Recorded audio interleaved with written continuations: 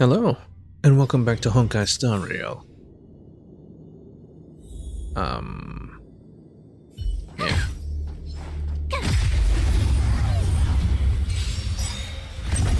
This is our chance.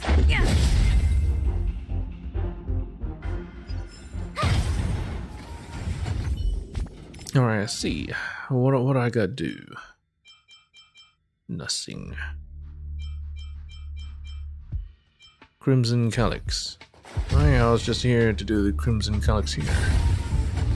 Might as well do it. It's difficult, but well, manageable. Alright, and then I need a wind character, so I'm gonna look for Bronya.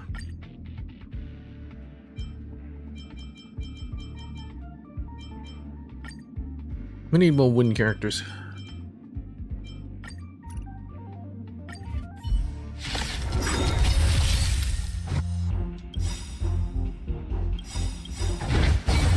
In the name of Land, a will forged in ice never falters.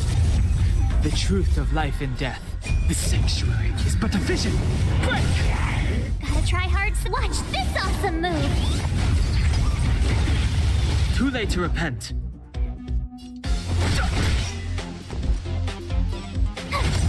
There's always a weakness.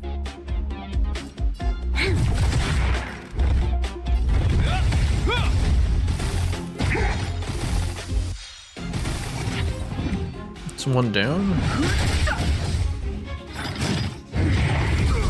Try that again.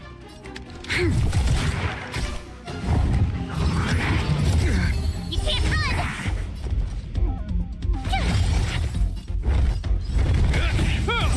Too late to repent.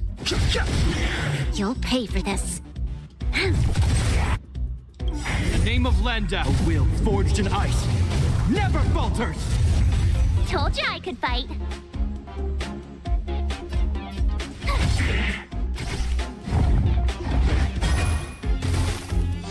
Hope you're prepared.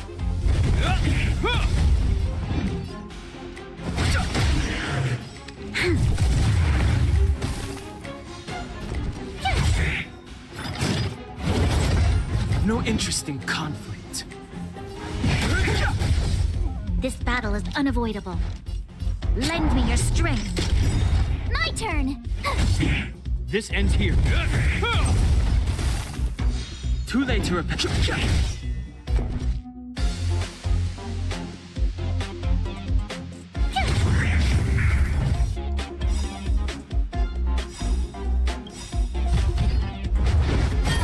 The truth of life and death. Reveal the sanctuary is but a vision. Break! We've entered the storm. To guard and defend. Crush them. Gotta try hard sometime. Watch this awesome move. There's always a weakness.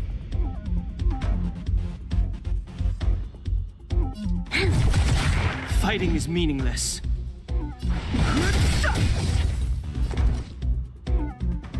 This guy, Sure, I'll shoot him. You can't run. This ends here.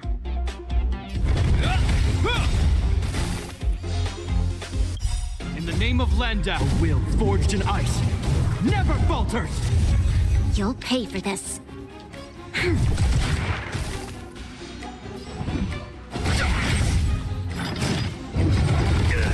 Try that again.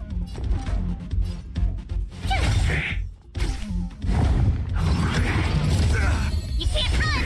1 damage. Nice.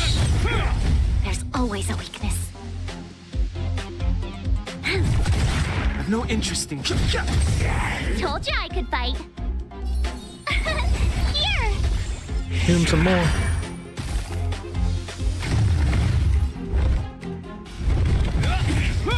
This battle is unavoidable.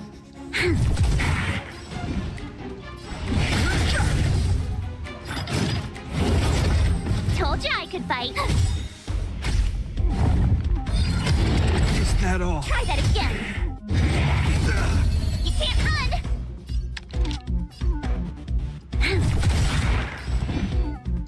We've entered the storm. To guard and defend. Crush them. This ends here. In the name of Landau, a will forged in ice. Never falters. The truth of life and death. The sanctuary is but a vision. Break! This ends here.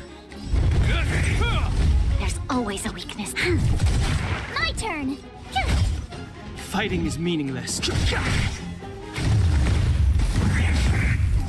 Nice.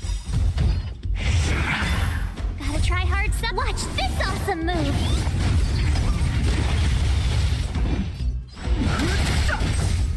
Told you I could fight. There's always a weakness.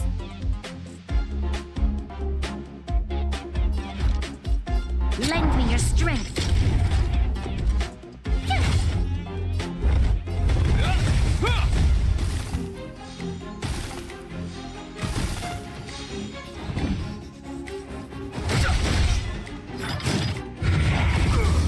Try that again.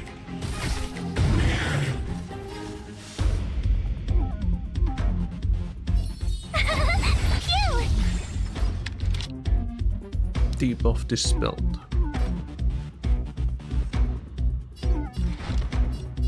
Lend me your strength. Hope you're prepared. A will forged in ice. Never falters. You can't run. Is that Try all? that again. Too late to repent.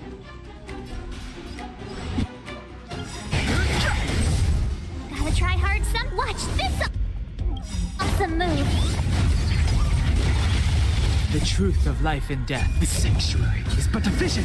Break! Told you I could fight.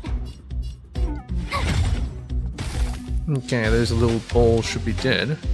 Let's focus on this guy. And this guy.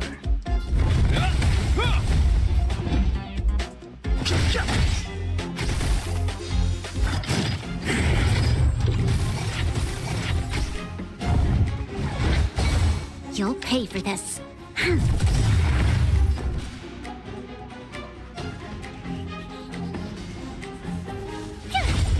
I've no interest in No, shield ran out. There's always Dang a it. weakness. Tough luck running into me. We've entered the storm. To guard and defend. Crush them. Fighting is mean. In the name of Landau, a will forged in ice. Never falters. You'll pay for this. Lend me your Damn it, strength. wrong one. You can't run. Try that again. Gotta try hard some. Watch this awesome move. This ends here.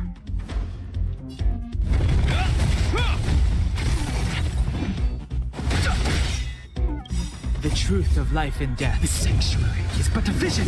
Break! My turn. This battle is unavoidable. This ends here.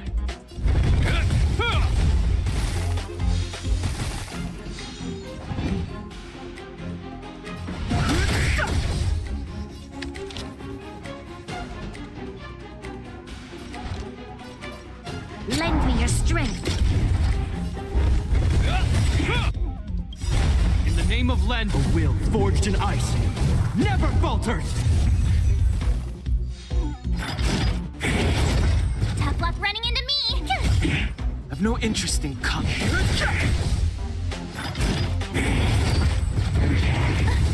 You can't run.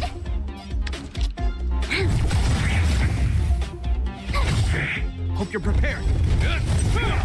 Too late to repent. We've entered the storm. To guard and defend. Crush them. You'll pay for that. My turn. This ends here. Fighting is meaning. Is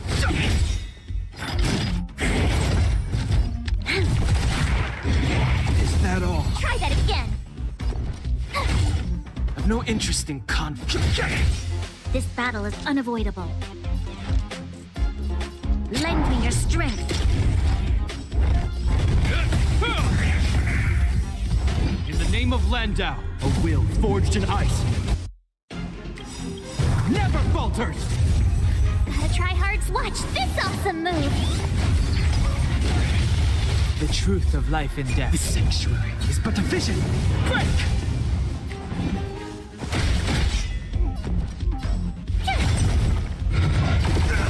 You can't run! There's always a weakness. Hope you're prepared.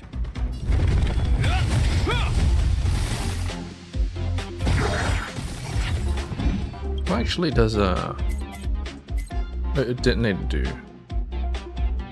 It's being attached to detonator above all range eliminator takes additional damage after being attacked. Oh, I see. I'm being weaknessed. Troublesome. Try that again. We've entered the storm. To guard and defend. Crush them.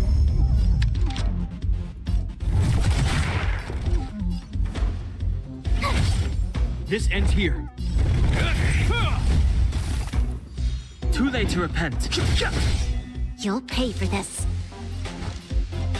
Lend me your strength. Hope you're prepared. In the name of Landau, a will forged in ice never falters!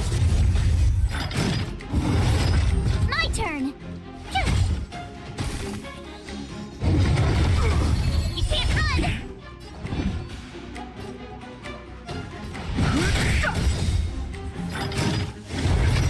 This battle is unavoidable. This ends here. Told you I could fight. Try that again. Fighting is meaningless.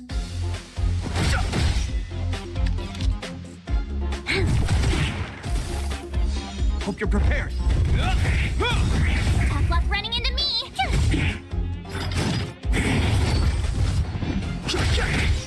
You'll pay for this. Lend me your strength. Come on, Kapad. Here! You can't run! Too late to Alright, let's do this, this, this, and this. We've entered the storm. To guard and defend. Crush them. In the name of Landau, a will forged in ice never falters! The truth of life and death, revealed in an instant. The sanctuary is but a vision. Break! Gotta try hard some. Watch this awesome move. There's always a weakness. Told you I could fight. Try that again. This ends here.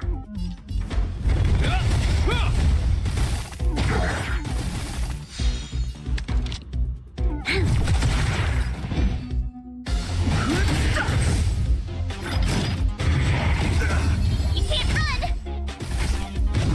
Told you I could fight. Phew! The Exorcist. Try that again. This ends here. Be nice if I get her You can't run. There's always a weakness. more. No interest in conflict. What's her name? March 7th. Told you I could fight. Eidolons, and then she can actually heal. Just very nice. Here! Hope you're prepared. Very good. In the Let's do name this of again. Landau, a will forged in ice never falters! You should be dead. This battle is unavoidable. Well, maybe he'll get shot, so it doesn't matter.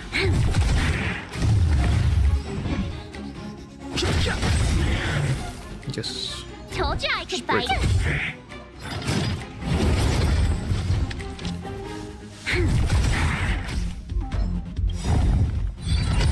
Is that all? Try that again. We've entered the storm. To guard and defend.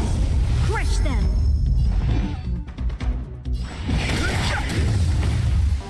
He's dead. You can't run! There's always a tough luck running. Fighting is tough. Hope you're prepared. There, got the ults up. And I didn't get a blue. God damn it. Whatever.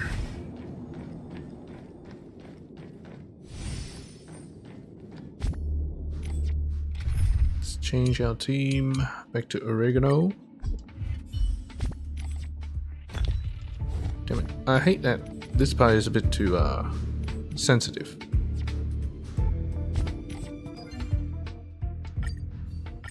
That's one gripe. Use technique 2 times, easy enough. Use an ultimate to deal a final blow, yep. But I want to do daily mission. Scout on the snow plains. Talk to Leela. Bellabug's expert zoologist Leela seems to be looking for someone to help her. Go talk with her and see. Also, I've been over to the restricted zone, and I broke a few canisters and someone reprimanded Where to me. now? And I fought them. Because no one reprimands me. Leela? Do you have any zoological questions? I hear you need help. Do you have something I want help with? Previously, I asked some Silvermane guards I knew to help me look for traces of wild animals when they go out on patrol. It has been a long time since then, and I haven't received any news from them until now. An excited guard told me a few days ago that he saw activities of direwolves in the southern snow plains. That's big news. I've seen any wolves. But I really don't want to keep asking the guard to help me collect traces of wild animals. Their own job is difficult enough as it is. I can tell that you have a lot of experience adventuring, right? If possible, could I ask you to head to the outlying snow plains to find traces of wild animals? Fur, paw marks, and even excrement are okay. Please, I will definitely repay you with rich rewards. $5,000, that's rich rewards? Well, I put it in dollars perspective, that's a lot, but it's not actually 5,000, it's more like 500. I mean, 500 is still quite a lot, but you get the point. It's dangerous. Oh yes, let's spend some stuff. Are there enemies here? Yeah. So I'm just gonna This do will this. strengthen our position. There's some white fur left in the snow, and some bite marks are found in the bushes nearby.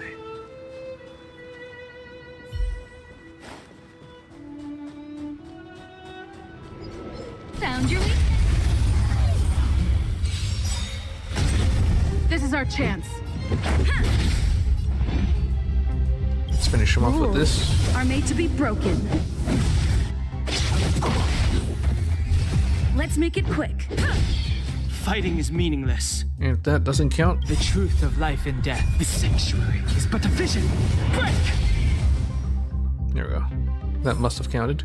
The stars will always remember us.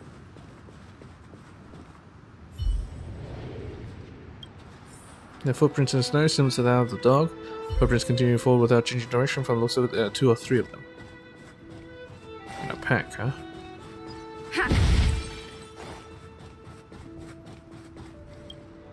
Feces. At first glance, it contains animal fur, bone fragments, and indigested fruits. The animal must be an omnivore. That's not a wolf. A wolf is not omnivore, it's a carnivore. Well, I think it's a dud.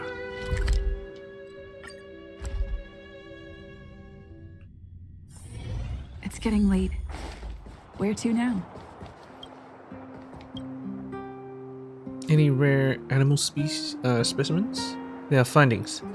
These are indeed evidence of direwolf activity. Awesome. With these clues, I might be able to find the direwolf packs close to Belobog. This is an outstanding find. I really want to look at those beautiful, majestic wild animals with my own eyes. A world without wild animals would be so boring. What if they already went extinct? Yeah, it'll be so boring. Right? I think so too. Belobog is only one location in this world. I believe there must be other life forms elsewhere combating the eternal freeze and trying their best to survive. I truly hope humans are not the sole existence in this world. That's why I want to find other species and to try to protect them or live with them. Thank you so much for this. Please take these rewards. If you find any rare animals on your journeys, please let me know. Very good.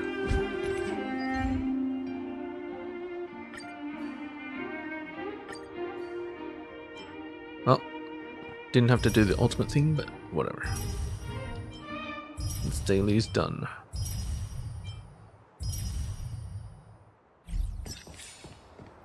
Alright. This one requires me to spend stuff and go to dispatches.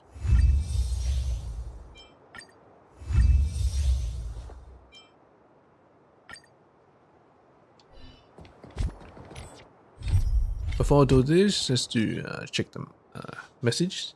Natasha. Doing outpatient rounds today. Replies may be delayed. Please leave a message if you have a fever, a headache, or other similar symptoms. The online consultation bot Nat, the little dog, will reply to you based on your keywords. My phone has a fever. My toe hurts. My phone has a fever. The online consultation bot Nat, the little dog, will reply to you based on your keywords. Thank you. I've received your symptoms. If your phone has a fever in Belobog, make sure to keep it warm. Do not attempt to cool it with cold air, as it may result in getting a cold. Wait, what?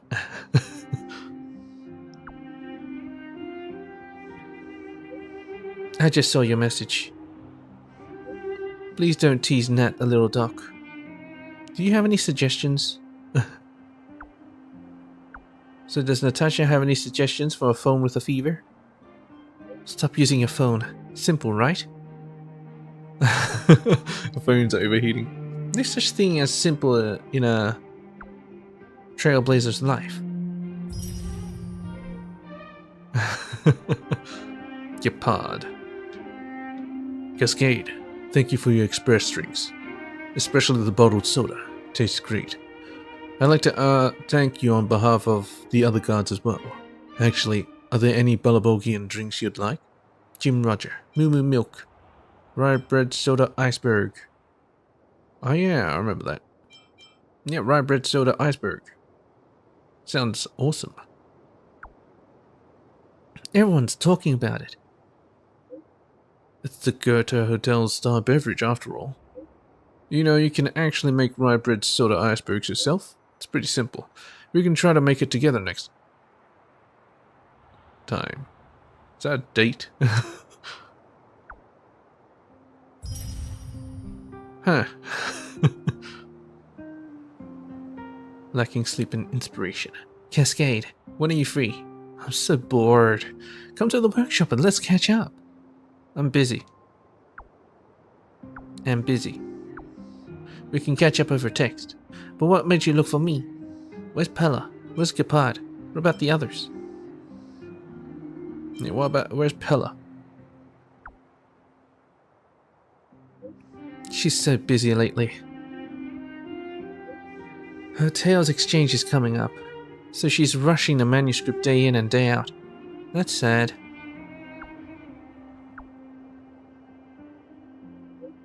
Yeah, I'm so lonely. The responsibility of caring for a lonely servo belongs to everyone.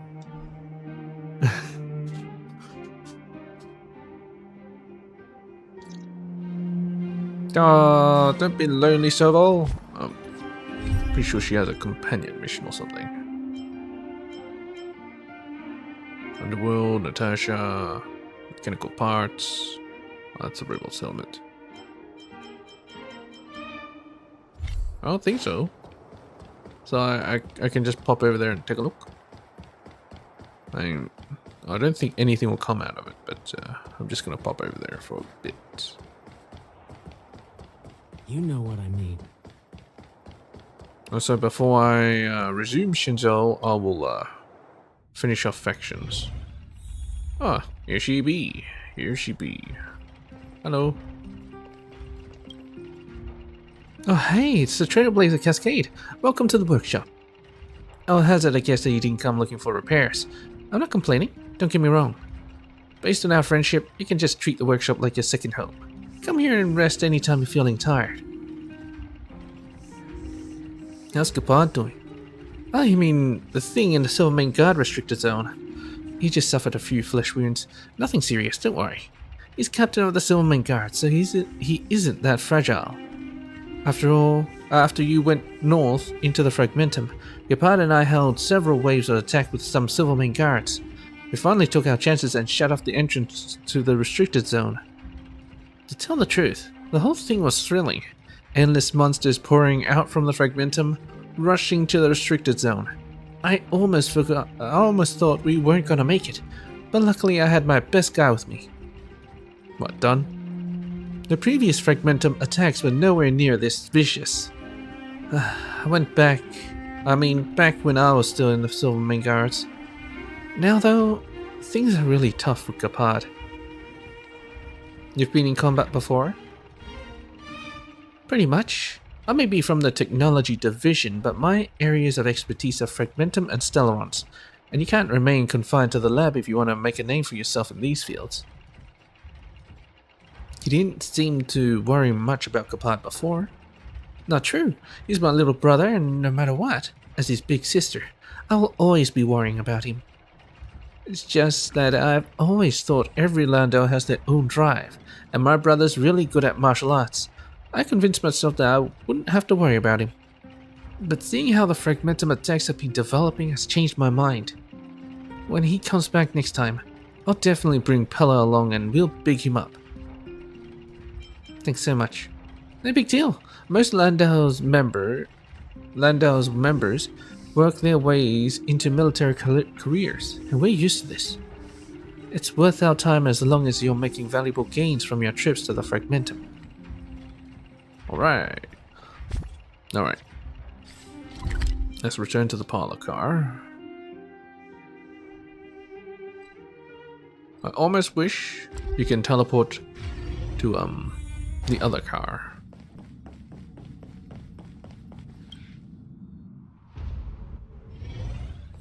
Yeah. We'll do this and then we'll talk to Himiko and Milt again. Alright. On factions. Actually, I might want to change the music.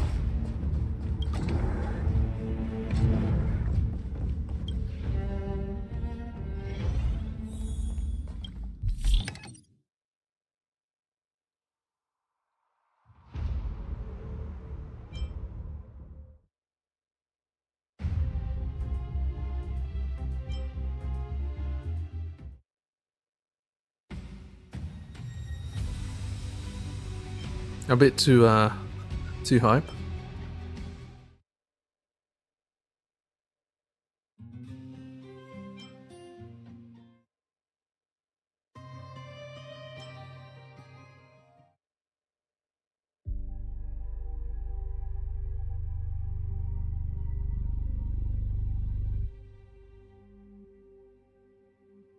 Can't tell what this one is.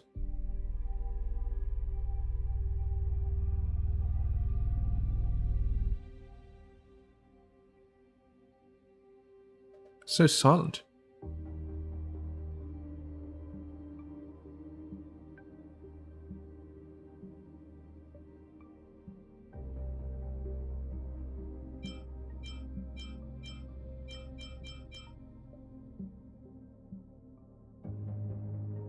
I might set that one, even though it's so silent.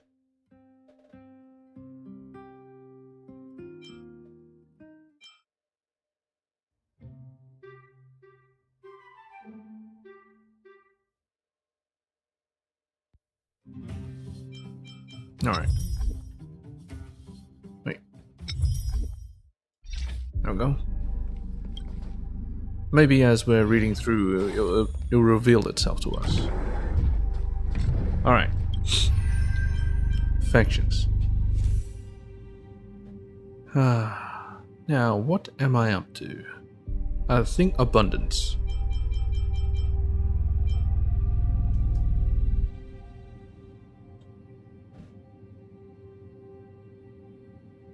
I think so.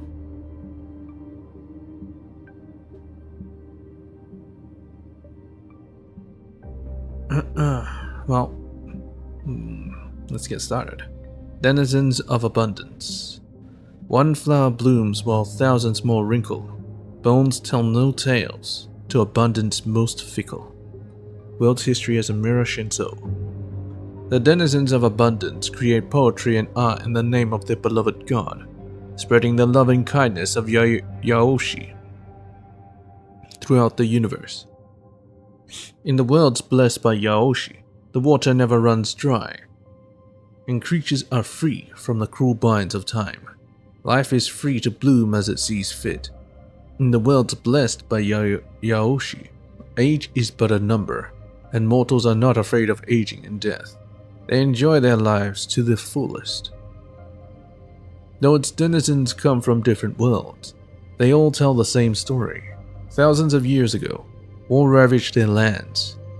The short lives of mortals bred greed and fear, which gave rise to plunder and tyranny. As demons and plagues ran rampant, the very fate of this world and its denizens were at stake in the flames of war, until a kind god descended and planted a flower seed, as warm as the sunshine. The moment the seed touched the earth, the whole world was transformed. Parched soil began to heal, and muddy waters became clear. Mortals tortured by wounds and disease were no longer in pain. People's hearts were no longer filled by sorrow. Humankind discarded their blood-stained weapons and began spontaneously praising the blessings from the god of abundance. Yaoshi ended the suffering of these worlds and bestowed upon mortals bodies and souls that could withstand the corrosion of time. In return, the denizens of abundance made Yaoshi's name known to the universe. To show their gratitude, rumors started to spread that certain hunters who roam between worlds regard Yaoshi as evil and their creations as abominations. The loyal denizens of abundance will not tolerate such blatant blasphemy. The accusers who slander God will pay. I mean, I can see Yaoshi as good, but also as evil. Not really evil, but Yaoshi just doesn't want things to end, basically.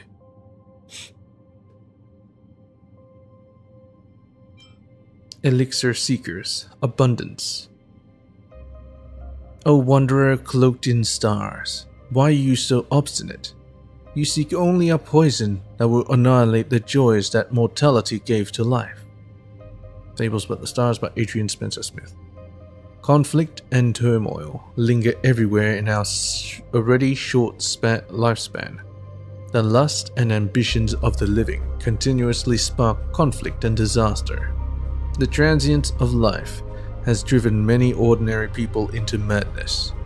In order to escape the pain and burden that mortality has brought upon civilization, worlds upon worlds have sent out faithful emissaries devoted to the abundance, in hopes of finding the famous Yaoshi and acquiring the elixir of immortality. These elixir seekers come from different backgrounds. Some are royals with the command of an entire fleet, while some are just lonely travelers who have nothing but themselves. What they do have in common, however, is the obsession over immortality. The Shinto Alliance has repeatedly warned blind followers that there is a cost that lies behind the blessings of the abundance. However, their warnings have always fallen on deaf ears. Arrogance and fear have always trumped the voice of reason, pushing elixir seekers further on their stubborn voyage. Among the vast number of elixir seekers, how many have seen the face of the abundance? How many can succeed in returning to their civilization with the supposed medicine of salvation? Sadly, these immortality-seeking voyages have chosen to ignore the harrowing wails of the long-lived monsters that have terrorized the universe.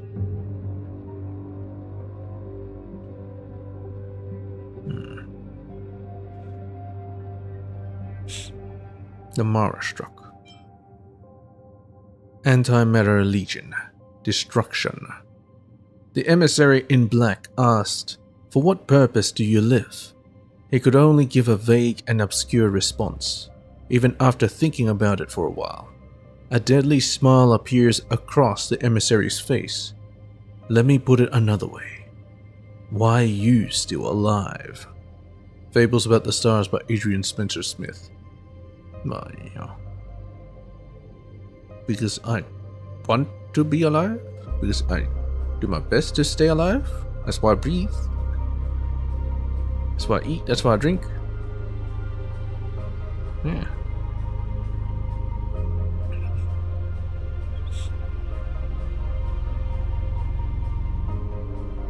Nanook, the Aeon of Destruction, commands a vast legion that brings chaos and destruction to the worlds.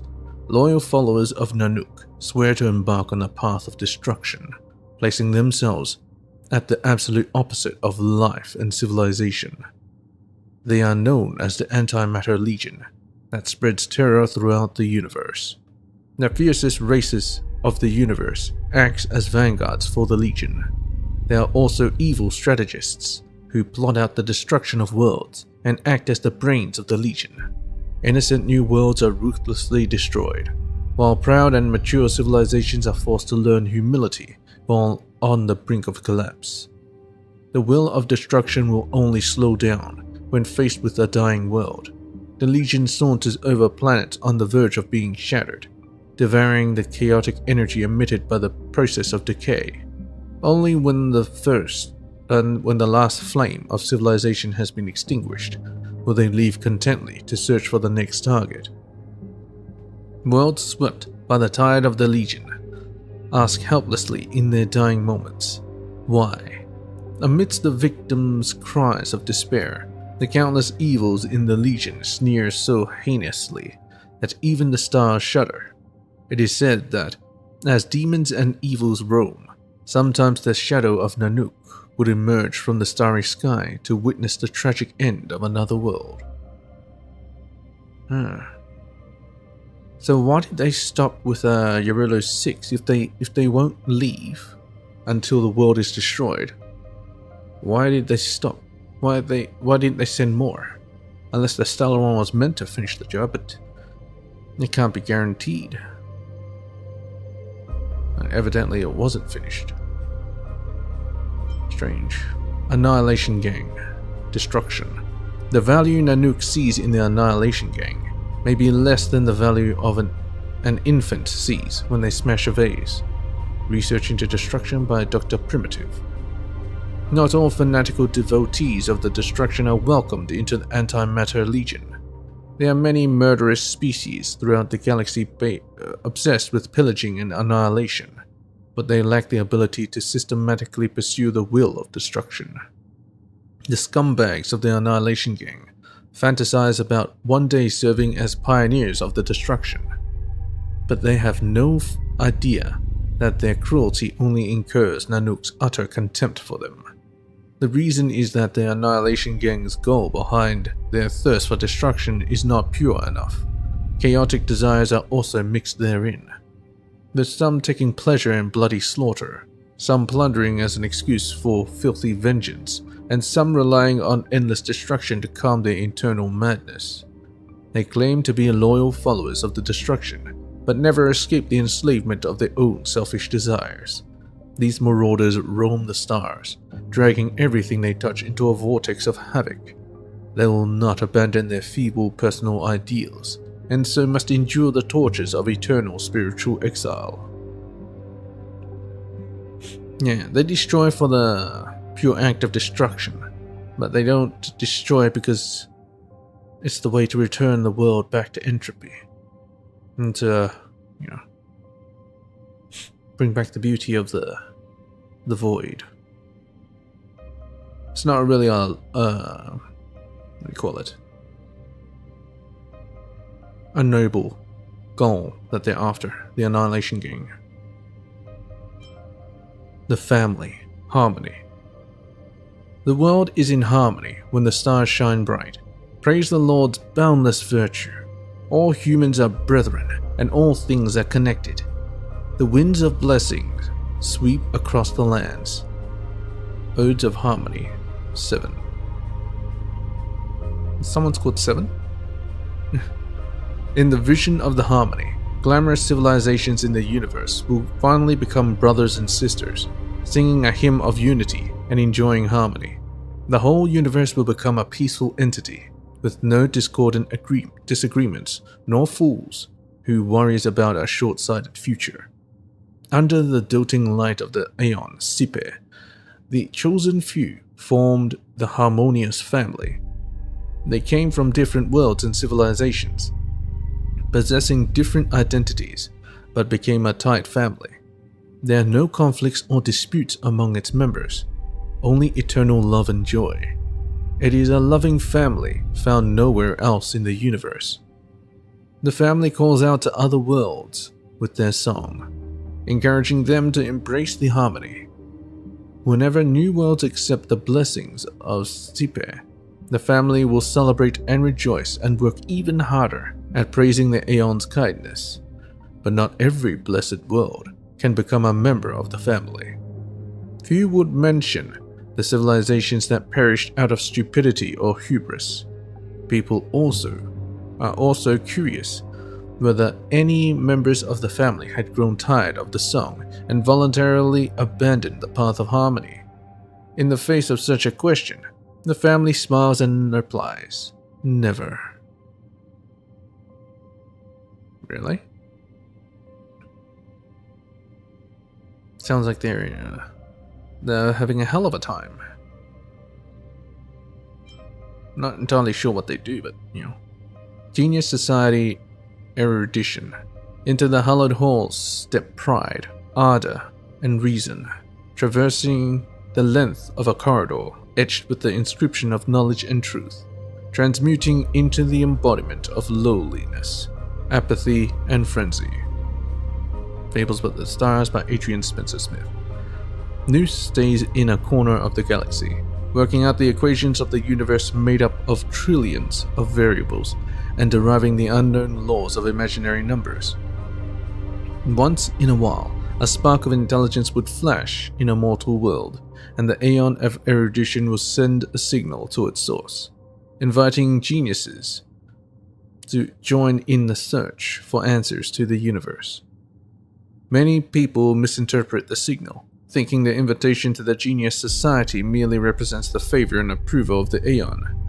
Then they proudly continue to devote themselves to their studies, unaware that the solution to the problems that they have spent their whole lives searching for had already been solved by Noose thousands of years ago.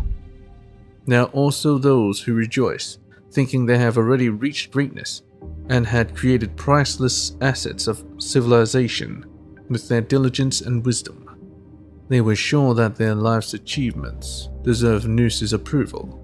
These geniuses were eager for a response from Noose, but the erudition has no time to appreciate the insignificant achievements of mere mortals. Their silence was deafening. Only very few can ascertain Noose's intentions. They humbly ask questions and seek guidance from the erudition.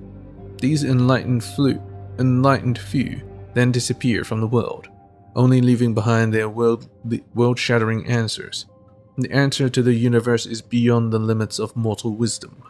Only geniuses who can clearly acknowledge this conclusion can break free from the shackles of worldly curiosity, becoming true members of the Genius Society.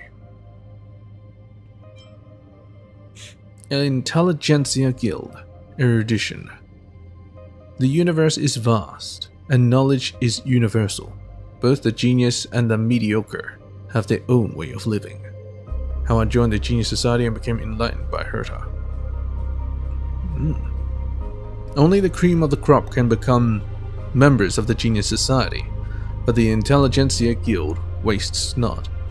The guild is willing to accept all beings from the infinite universe who seek to learn, as well as providing all that is needed for the full pursuit of knowledge. The Intelligentsia Guild advocates that all knowledge must be circulated like currency. Therefore, although there are different schools that specialize in different subjects within the guild, everyone is actively engaged with one another, with no isolationism. Members trade knowledge for wisdom and formulas for recipes, seeking to achieve mastery. Each school, like a business, pays for itself, and academic circulation has achieved the maximum efficiency proposed in economic models. It's kind of like the academia in Sumeru. An elder in the Genius Society thought the Intelligentsia Guild as laughingstock. However, as an open academic organization, the Intelligentsia Guild was above such mockery. After a long period of research and exploration, its members have reached a consensus that the only way to transcend the limitations of the individual is to have an academic network of mutual learning. The Architects, Preservation. So there's kind of like two factions for each thing, it seems.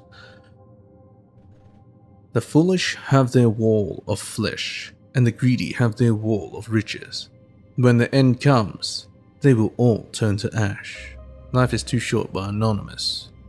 Legend has it that the Aeon of Preservation, Qlipoth, is the oldest Aeon. Silent and mighty, Qlipoth is building a light-years-wide barrier around the galaxy, never engaging in any trivial conflicts or battering with the other Aeons.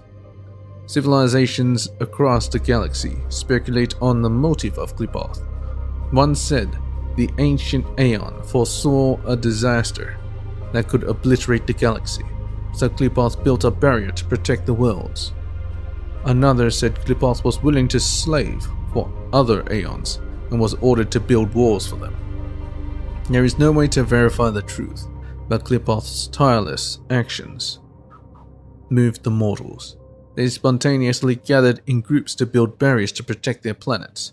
Some architects have claimed to feel the gaze of the Aeon of Preservation upon them. They liken it to a gaze of approval, tinged with the warmth of the forge and the smell of lime.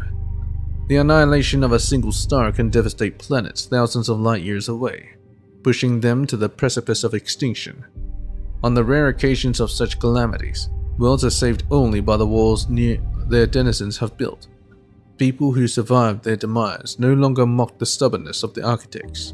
Instead, they joined them, never to question their motives or the meaning of preservation ever again. You know, I've thought about this, and I don't think Qlipoth is building a wall to keep stuff out, but to keep stuff within.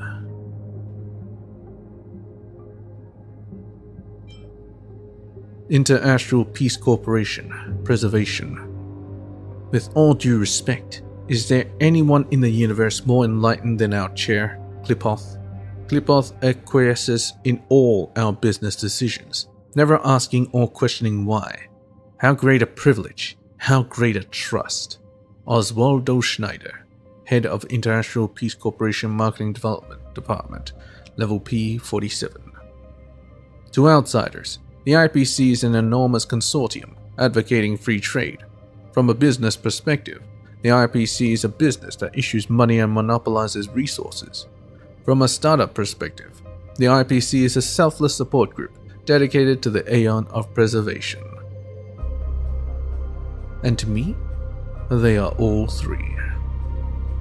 When many astral citizens talk about the IPC, they talk about its ubiquitous merchandise and logo, as if the IPC exists whenever there is a transaction. In fact, almost all business transactions in the galaxy are based on the credit system created by the IPC.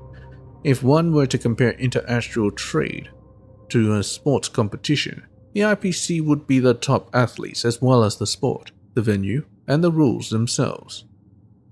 Its absolute dominance over wealth and relentless expansion has given the IPC the image of a conspiratorial business dictatorship. But the IPC pays little attention to lowly ambitions such as dictatorship, because its spirit hasn't wavered since its creation. Give everything to the Amber Lord Qlipoth.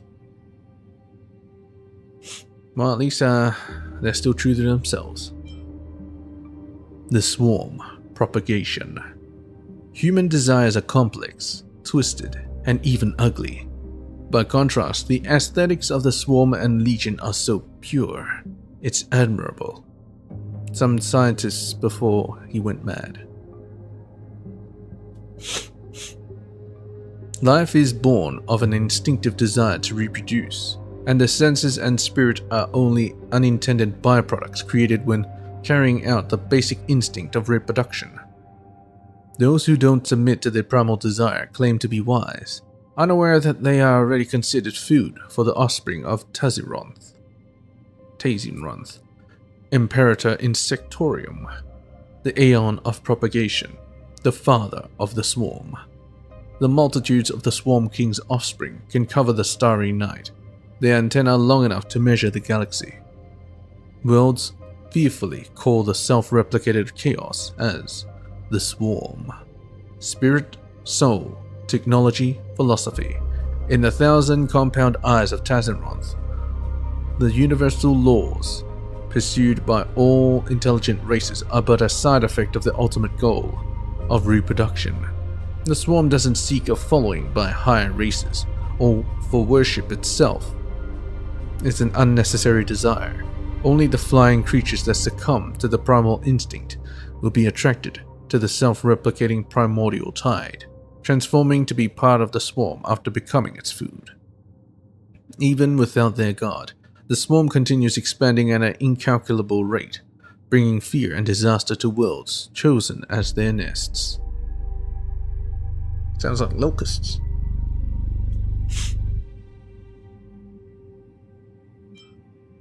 Garden of Recollection. Remembrance. For people who spend their lives in the desert, even the fleeting memory of aquatic life is priceless. Fables with Stars by Adrian Spencer Smith. To think is to exist, and memories are proofs of that. All things that make up the material world will eventually perish, but they can live on in another way, through remembrance. Contrary to popular belief that memory is linked with the imaginary, memo keepers from the Garden of Recollection believe reality and imagination to be a myth. What is absolutely real and immortal in the universe that is constantly reincarnating? Even stars die and black holes evaporate. They do? On a cosmic scale, they vanish in a breath. In this flood of time and life, the only treasure is the memory that proves the existence of people. Memo keepers from the Garden of Recollection are dedicated to preserving and sharing memories, enlightened by their master fully. Memo keepers shed their immortal flesh and live on as memetic entities. With this unique gift, they can freely traverse between worlds, unconstrained by physical limits. Memo keepers often disguise themselves as natives of the worlds they visit. They trade, copy, steal, deceive, using every means necessary to collect precious memories. Ah, it's just like the one on the train right here. They shed their bodies and become a memetic entity. The Cremators. Remembrance. Worthless memories dissolve in time, like tears in rain. From the memories of Memo Keeper Roy Hampton before execution, 2053 AE. In the Garden of Recollection, where memories of the universe are sought and kept, hides a group of extreme memo keepers who view the marks of his existence differently. Instead of treasuring all that has taken place like their colleagues, they believe that there are different qualities and priorities of memories in the world, and that the pure land created by Fully should not be taken up by worthless memories. The Cremators believe that they bear the duty of filtering memories for the Aeon. They steal the stored memories that memo keepers have gathered and rank them in order of importance. The ones that they deem worthy are returned to the collection, whereas the ones arbitrarily deemed unworthy are completely destroyed, never to be found again. What, really? They are all precious. You can't say that one memory is better than another. I mean, you could have good memories and you could have bad memories, but They're all precious. They're all necessary. They define the individual, the civilization, the nation. Alright, whatever. The Cremators claim that they are cleaning out the garbage in hopes of relieving some of Fuli's burdens and contributing to the Aeon's glorious work of making a pure land of memories. However, the Garden of Recollection scoffed and saw no reason for their actions, for even the smallest shard of memory in the universe has a reason to exist. No mortal has the right to judge the value of memory. That's right. I'm with the Garden of Recollection on this. Mourning actors. Elation. They do not laugh, only cry. The more they cried, the harder I laughed. I laughed and laughed until tears fell down my face. And you know what mourning actors did? They handed me a tissue. A masked fool with no name. Mourning actors are firm believers against elation. Against elation? They believe life is full of ups and downs. That agony makes people mature, but fleeting joy only offers hopeless and unreachable temptation. Cheap entertainment is a narcotic for humans to lose themselves in. All beings should renounce joy and endure grief to temper their spirits. To this end, these people formed a theatre troupe of sorrow. The actors ride a gondola that spans the stars to perform. They collect and wear masks from different worlds, symbolizing the races that have passed and those that have not. At the same time, they record the sorrows of intelligent life. They compose magnificent tragedies for heroes facing their end, and sing graceful elegies for dying stars. Mourning actors advocate celibacy and penance, hoping this would go against the path of Aeon of elation and dilute the sweet allure they provide to the universe. However, elation and sadness are two sides of the same coin. Their very essence is engraved into souls of all beings. The Aeon of elation can also perceive power in the beauty of tragedy. Perhaps out of fondness for dark humor, Aha blessed these people with their power, playfully helping them cross the skies and spread their renouncement of elation across many galaxies. Oh, these people are actually against elation, but Aha found them to be so much for elation that they they actually work for elation. Their ideal is elation itself. Sadness, happiness, same. Masked fools, elation. Even an organization like the Masked Fools sings solemn praises of the Aeon. The Aeon will never give you up, never let you down or abandon you. They will never make you cry, say goodbye, or tell a lie and hurt you. Ask Rick Astley, super pop star of the Epsilon 12 galaxy. Never gonna give you up, never gonna let you down. I'm gonna turn around or desert you. Never gonna make you cry, never gonna say goodbye, never gonna tell a lie or hurt you. Yep. The Masked Fools tell a parable of the birth of their beloved Aeon. When the Lord of Elation climbed to the highest branch of the Tree of Existence, they saw the cold and despicable void, the stars operating like machinery, and how the meaning of all things bows before nothingness. They continued looking until they saw a baby fall to the ground, and cried because it had been wronged. The Aeon burst into laughter so clear it tore through the cold universe and still reverberates through the universe today.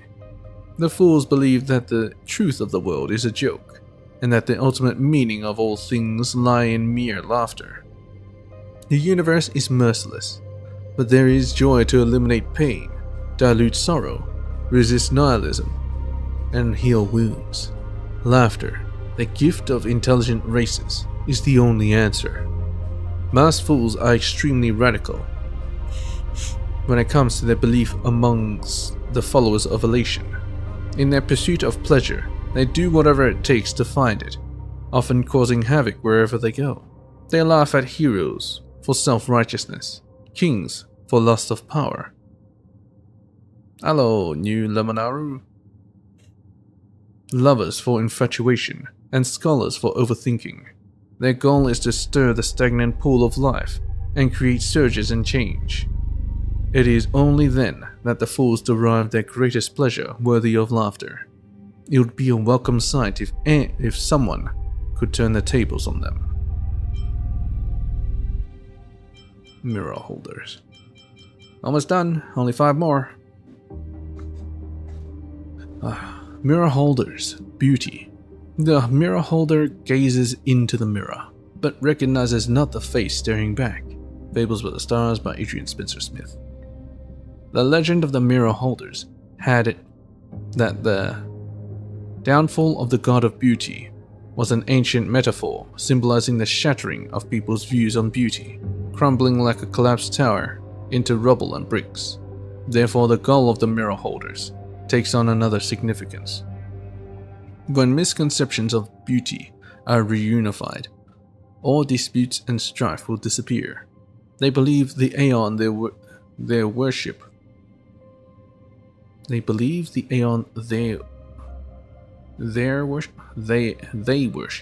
will be perfect and complete again, and the universe will become whole.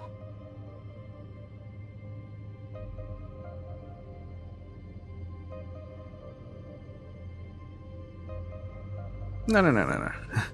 I'm not bored to play the game. I'm just trying to get into the lore. I get into the lore and I do like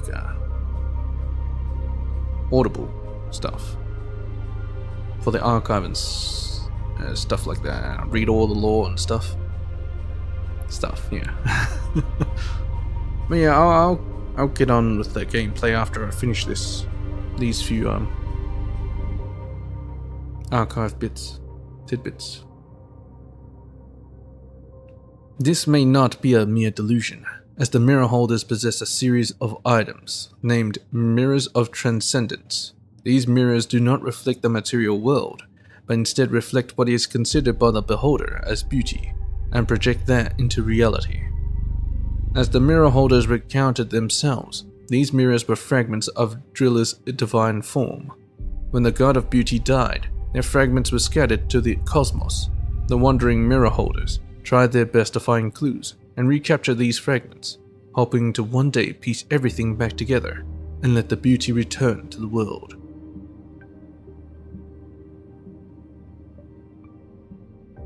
Yeah. Like I like the lore in Genshin Impact. Honkai Impact, that's a bit tough because it's so science heavy. I think this game will also be science heavy because it deals with imagination and quanta, imaginary tree. It'll have the same type of thing, but maybe they'll make it more digestible here. For Genshin, it's much more straightforward, which I like a bit more. And it's only from Genshin, it's the only game that I cared about the lore in any game. You know, I mean, what else comes close is probably Dark Souls, but you know,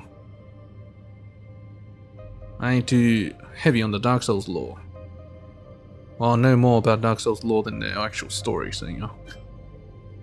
Anyway, the Knights of Beauty. If I win, please admit that Adrilla the Beauty is the most beautiful of all. Argenti, Knight of Beauty. Among the legions of Adrilla's followers, the most infatuated with classical beauty formed the Knight of Beauty. They ride their faithful and dexterous mounts and chant ancient, beautiful songs. Please tell me their mounts are unicorns. As they fearlessly travel from planet to planet. Planet to plant? I'm pretty sure that's supposed to say planet. Planet to planet. Dang it. Fix your archives, Hoyoverse. Extolling the name of Adrilla, now to the beings of the universe.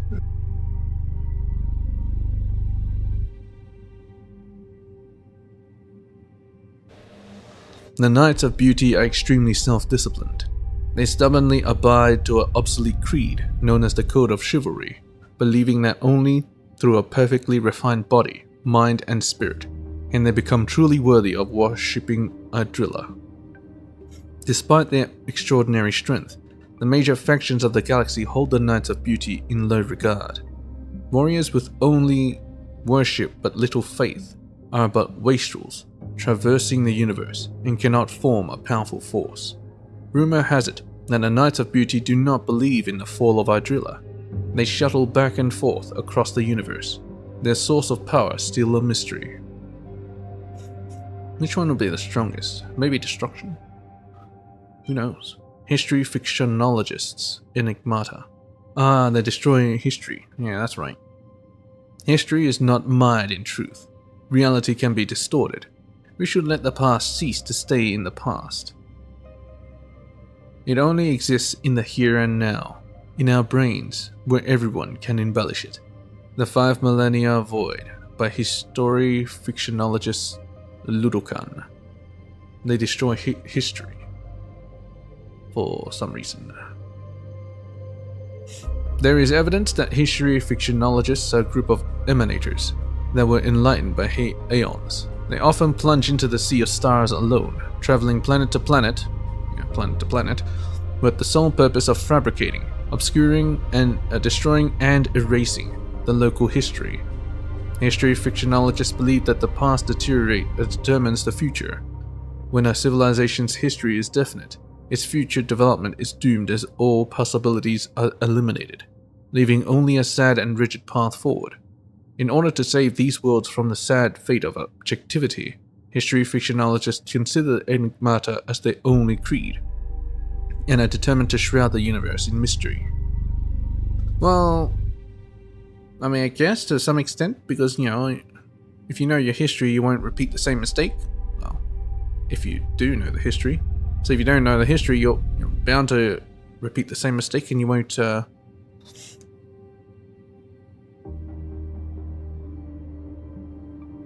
go around in circles and whatnot.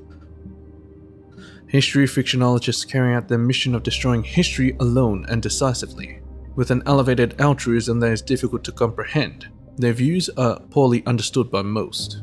Yeah, just like me.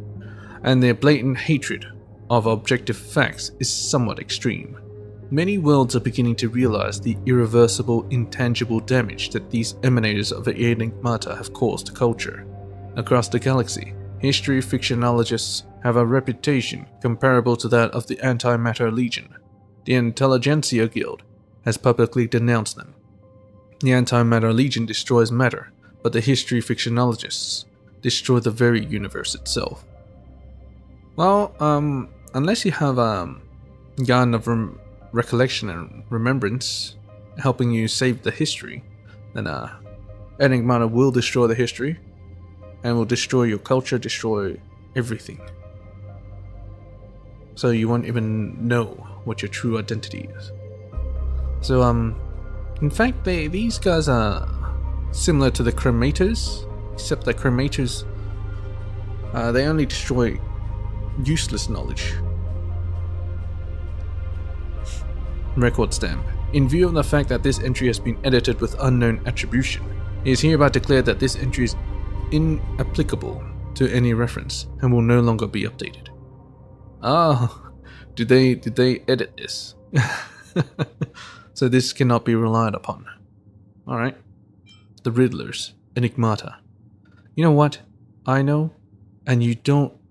You know what I know, and you don't say what I don't say. What am I? You know what I know, and you don't say what I don't say. What am I? I'm you. Riddler Baden Babi Balo Bala. Wait, what the fuck? Baden Babi Balo Bala. That meant to be a tongue twister?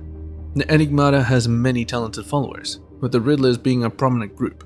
They were once palace hall poets, chiaroscuro painters, masters of disguise, or occult monks. While having reached great heights in their respective fields, They turned into an incomprehensible group of people who spouted ridiculousness and wrote falsehoods after coming into contact with the Aeon. Where the history fictionologists are devoted to the mystification of history, the Riddlers are obsessed with destroying the certainty of language.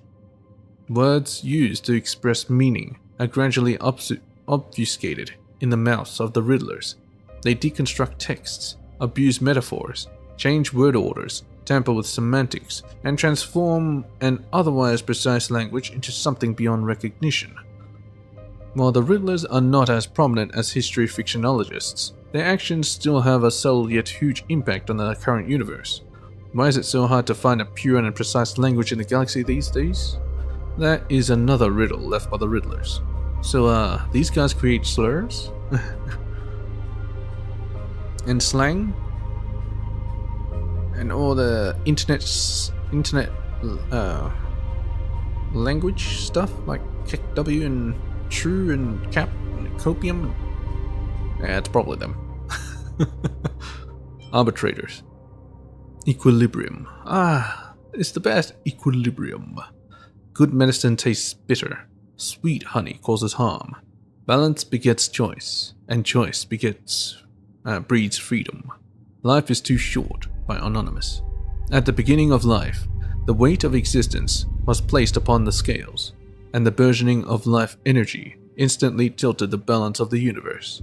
But the patience of the equilibrium is unfathomable. Given enough time, existence and nothingness are destined to attain perfect balance once more, and the balance of universal precepts must be respected. The arbitrators admired Who's ideas, praising their eternal focus and patience. They missed the gold source of equilibrium there, and they should have called him Stanley Yelnats. Yeah, you should know the reference. If you know, you know. But universal laws have no control over time and space. The mortals can only pursue the beauty of the equilibrium in a secular world by the elimination of radical extremes, beauty and ugliness, joy and sorrow, good and evil, love and hatred. Countless opposing concepts were created and interpreted to satisfy the arbitrator's obsession with a zero-sum universe. But the rules of mortals are always riddled with flaws. Out of desperation, the arbitrators were constantly forced over the inexorable passage of time to patch up past fallacies and mistakes, forever shifting the hopes of the equilibrium onto the next patch. Patch? Game patch? Who watches on in silence, knowing that the restoration of order could never be shaken in the slightest by such vulgar mortal drama. Well, that's it. I read about factions, aeons, and terms. Because those are complete. And yeah. I'll read about the other stuff when I have time. Well, let's talk to Himeko. And Welt. Not sure about Welt. Got something new to say? Something I want to ask. Companions, Welt, Galaxy. Welt. Welt's friends, Welt's enemies, Welt's powers. Long story short, my powers come from an older acquaintance. You can say I inherited his mission and will. I can mimic anything as long as I understand its principles, which is useful for work. As for black holes, that's an even longer story. I'll tell you about it some other time. Okay. What about your friends? My friends are far away. What about Carol Pepper? I hope to find a way back home with the Astro Express's help. People are waiting for me to go back after all. But this isn't something that can be solved with impatience. There aren't many ways to travel between worlds, and the Astro Express has graciously accepted me. I've asked Madame Herta to send a signal to my home. If my family receives my message, they will know that I am safe. Now my friends are the Express, the crew, and you, of course. About Welt's enemies. Enemies? I've taken care of my past enemies. If I have to say, my current enemies are Nanook, the Stellaron, and the Antimatter Legion. I want to protect the beauty of this world from those that follow the path of destruction. What's past? What past? Sorry to disappoint you, but I'm just an ordinary white-collar employee. Back home, I worked as a concept artist at an animation studio. Alright, about the galaxy. I already read those, so I don't really need to know about those. What about the other person who went with Himiko and another person? So, there's a mysterious third person who was the original crew members of the Express. Himiko and Welta, two of them. Why is it, Cascade? Got the situation in group chat to Himiko. No, I'm not doing that. Let's have time for you. No, I don't think it's anything new. Alright. Mr. Mimetic Entity. I'll do this. Yeah. In a bit. Gotta be right back.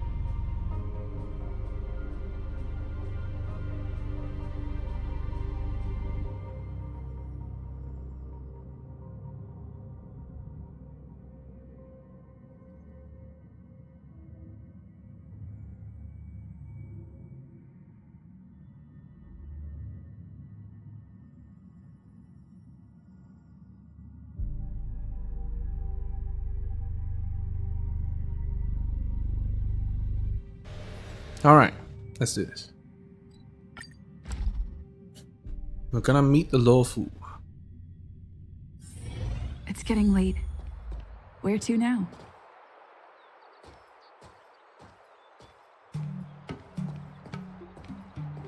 Hello, Tingyu. Oh, you're here already. Sorry to keep you waiting. Madame Yukong is expecting you. Are you not coming? I've brought the Madame Helmmaster up to speed. It's over to you now. Seems like she's dodging her. Dodging Madame Yukong. Yes, Madame. Report the losses to General Jing Yuan and find someone from the Divination Commission. I can't just stand there watching while we deal with this mess. Greetings, guests from the Astral Express. Jing Yuan has informed me of the purpose of your visit. Receiving guests isn't normally one of my responsibilities. But since you know about the Stellaron and have stated that you want to help the Loufu, I thought I should at least meet you in person and politely decline your proposal. Decline? Decline? Why? I guess I gotta be the Dong Hung of the group. Dong Hung's not here, so you know. The Xianzhou Alliance knows what a Stellaron is, and is more than capable of handling it ourselves. We have been around for over 8,000 years, and weathered countless dangers and crises. While the situation is serious, we have more than enough resources to spare. Outsider help is not needed on this occasion. You are guests from afar. There is no reason for this matter to concern you. Am I making myself clear? From what we've gathered, the influence of the Stellaron can still be contained. If we can locate it in time and contain it, it's possible that we can restore any space and any individuals affected by the corrosion. We have experience in preventing Stellaron disasters, and we've only come here to lend you that experience. I've said this and I'll say it again. This is an internal affair of the Xianzhou Alliance, and there is no need for the Astral Express to get involved. I decided to arrange a meeting with you as a gesture of respect, but my decision is final. They're saying they got it handled, huh? But... Never mind, Mr. Yang. If the Xianzhou Alliance say they can handle it, then we're wasting our breath. Let's go. Yeah. I'm afraid that's impossible. What? Huh? And what's that supposed to Are we mean? gonna be detained again? It's only been a few days since the presence of a Stellaron was detected on Oh, the great. Loufu. Now they're suspicious. Starskiff Haven has been under full lockdown. No one has been permitted to leave. How did you come to know of the incident? And what led you to conclude that it was linked to a Stellaron? All right, she would I ask acquired this. the access history of Starskiff Haven. Not long ago, someone hacked into the system and opened the Jade Gate, before guiding you, the Astral Express, into our territory. Oh no, she's gonna The conclude. hacker was skillful that and we even are taunted working. us with her seal. Her name is Silverwolf, a member of the Stellaron Hunters. God damn it. Silverwolf, did you actually have to leave your leave your mark? What say you in your defense? We are totally working with them. The Stellaron Hunters told us to come here. Stellaron Hunters want to use you to take us out. Which one should I say? Tell the truth? Or some kind of outworldly lie? I think outworldly lie sounds good. No, March agrees. You are forbidden from leaving the Skyfaring Commission until the aforementioned questions have been investigated. Don't be too harsh, Yukong. If this gets out, the whole galaxy will think the Alliance has forgotten how to treat our guests. General Jingyuan. It's very unlikely that the Express has joined forces with the Stellaron Hunters. They are mortal enemies, after all. Are we really? Apologies for interrupting your meeting. My name is Jingyuan. I'm the general of the Cloud Knights here on the Loufu. General, this is an internal affair for the Loufu. I fully agree with you, Helm Master Yukong. This is indeed an internal affair. I am sorry, guest And we're of the Astral internal. Express. It is true that there is a Stellaron on the Loufu, but I'm afraid I cannot accept your kind offer to help resolve the issue. This is a Xianzhou matter, and it is our responsibility to handle it. Man, everything's glitching out. Of course, it would be inappropriate of me to let you return without something to show for it. While I cannot accept your help with regard to the Stellaron, I do have a favor to ask. Please, after you. What?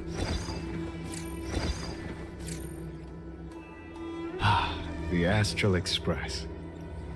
I must confess that the train's reputation precedes it, such that it is often close to my thoughts. Let's march. How delightful to come face to face with its passengers. Frightfully delighted. Delightful. Well, this occasion had come sooner. Are you really a general?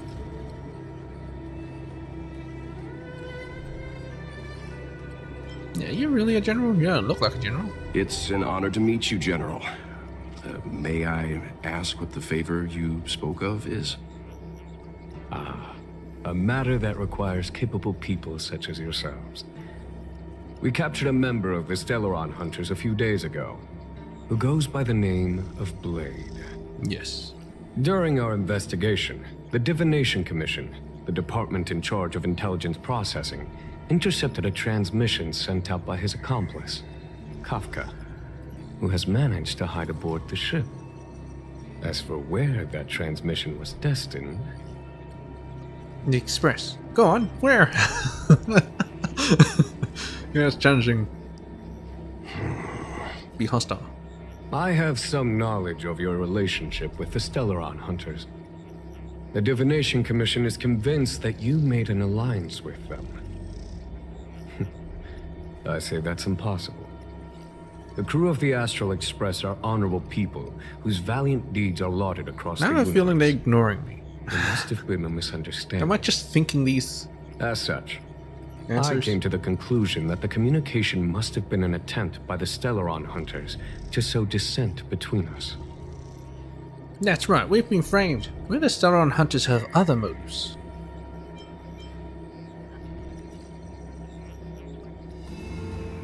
We can handle the Stellaron, but it will take time and will require the bulk of the Cloud Knights on the ship. It is this Kafka that concerns me. The longer she stays on the ship, the bigger the threat she will pose. Since the Stellaron Hunters lured you to our ship, we shall move with the current. You are hereby authorized to do as you deem fit on the Loufu, with the goal of bringing Kafka out of the shadows and under our control. So that's Doing the so favor. would clear the misunderstanding between us, reveal the true intentions of the Stellaron Hunters, and help us understand their connection to the Stellaron Burst. What say you, my astral guest? What do you think? Do I gotta keep the Stellaron? Let's move with the current and help out. The expedition was focused on the Stellaron. Don't really have a choice.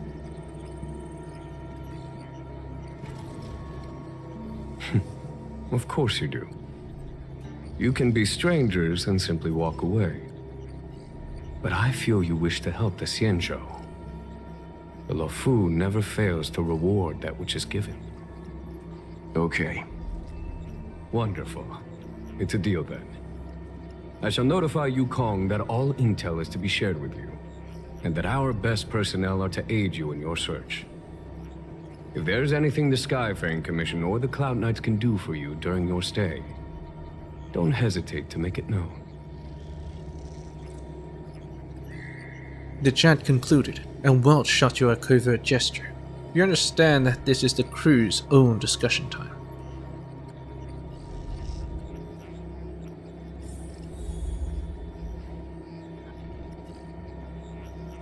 Where'd March go? Oh, there she is.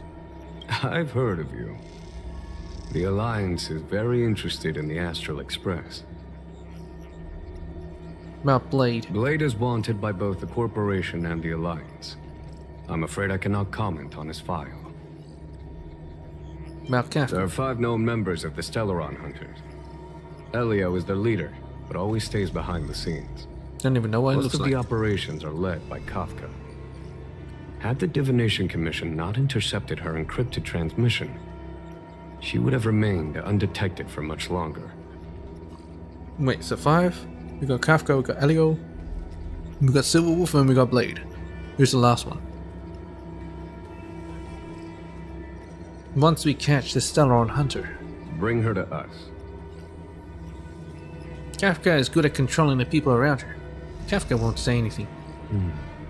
Ordinary means may prove futile when it comes to this individual. But the Divination Commission has ways of... What, torture? Don't misunderstand me. The Xianzhou does not engage in torture. Oh. Retrieving intel does not necessarily involve the use of violence. Truth serum. In any case, you can deliver her directly to us. Once we learn It's just some something, hardcore drugs. I will share every piece of information with you.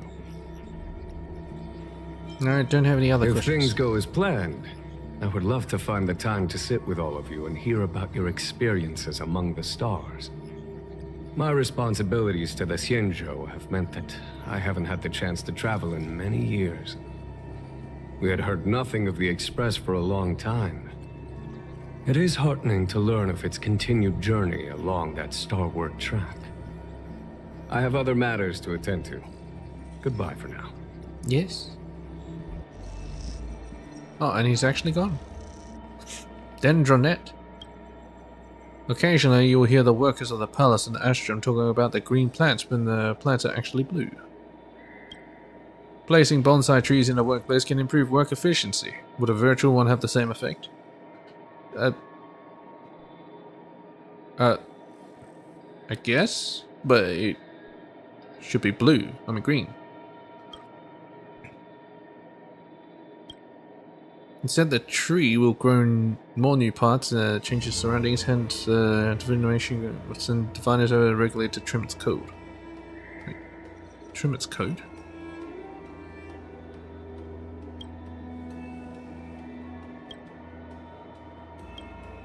Changchen Plum Blossom belongs to the genius of a.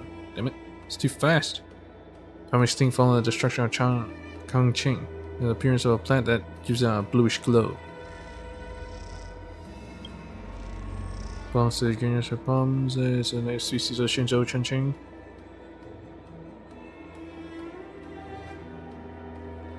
Oh, it's too fast. Projection Sandpit. And the workers at Palace Astron use the Sandpit to play war chess after work, and Yukong's the most excellent player among them. The game will lose all its fun when your opponent is Yukong.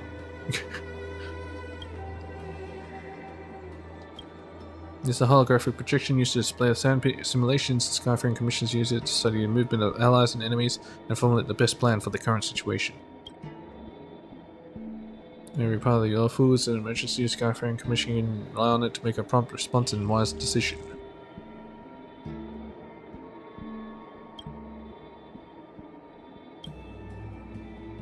Alright. So this is what it looks like. So that wall I saw before is connected to 3 gates. I see. Hello. What do you make of this, Chung Yuan? Excuse me, can you run that name by me again? It's pretty handsome. Trustworthy. Suspicious. Yeah, it's pretty handsome. I'm not asking about that. Although, you're not wrong. Ooh. He's much easier to talk to than that Yukong. Their attitudes are so different. Maybe that's why she's only a helm master and he's a general. Anything else to say? We've got a Xianzhou general on our side. This time we have to... Wait, does this seem familiar to you? Let's hope he doesn't offer us a hotel.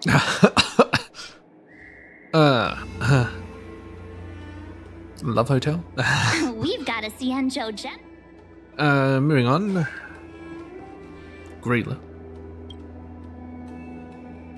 Those old short-sighted Shinzo fogies are really infuriating. They only see Shinzo instead of looking at the whole galaxy. It's quite the disappointment. Shinzo should be doing greater things. What are you looking at me for? I'll criticize Shinzo if I want. Even if I do happen to work for the Skyfaring Commission. I'm all for that. Please continue. Just take it easy. It's not wise to rock the boat with the Skyfaring Commission. Did they send you to agitate me? Yes. Sorry I lost my mind there, but you know exactly how I feel if you got to meet those fogies. I'm Architect Rayla. I came to Shinzo for the future of the galaxy. You don't look like a local, so let me tell you, you can't count on Shinzo. Those old geezers can barely see what's in front of them, let alone the whole galaxy is in trouble. Any party concerned with the existence of the galaxy would voluntarily respond to the call of the preservation and protect the civilizations threatened by the Antimatter Legion. However, Shinzo ignores this duty despite possessing great power. It seems like she's for a preservation path. They keep reiterating Shinzo has a plan, as if vague platitudes could solve problems. So you're educating Shinzo about what to do? It's just Shinzo's way of declining politely. Shinzo is truly selfish. Selfish? You're too generous. Rejecting the preservation is worse than selfish. Are you familiar with Shinzo's past? Throughout their long history, Shinzo suffered crisis after crisis. But every time, instead of learning from history, they only became more arrogant, thinking they will always be able to protect themselves. Excuse me for getting riled up. I'm just mad at how stubborn they are. How about we talk about something else instead? Just a chat, right? Sure. So I can tell you as much about the preservation if you're interested. We can talk about other topics, of course. What did you see about them? You look like someone who gets around. You've seen the destructive Antimatter Legion, right? They threatened every sentient creature in the galaxy. Shenso should be contributing every technology they have to the cause of the preservation. I was already being subtle and yet they mocked me. What did you say to them? Did they really mock you? That old fox Yukong actually laughed in my face. When I inquired as to what it was she found so humorous, she replied, I just thought of something funny. How dare she speak to me like that? They're too arrogant to supply their fellow Earth technology, to purchase the Architect's fortifications or let Architects garrison there. Shenso is too confident, and that's going to cause them big problems. Have you always been doing this sort of work? Promoting for the preservation has always been my calling. Shenso isn't my first stop and it won't be my last. Before Shenso, I visited a planet and persuaded the people there to buy a complete fortification system and made their planet an impregnable fortress. Of course, it would come at the expense of blocking out all sunlight, but that's a small price for safety. Okay. Unfortunately, it's hard for the myopic to discern the meaning of long-term benefits and necessary sacrifice, so that planet was utterly destroyed in the end. If I had insisted, perhaps they wouldn't have faced destruction.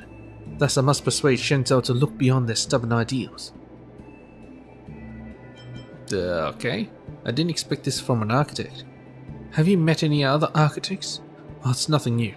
Many people have realized the preservation's importance and joined them.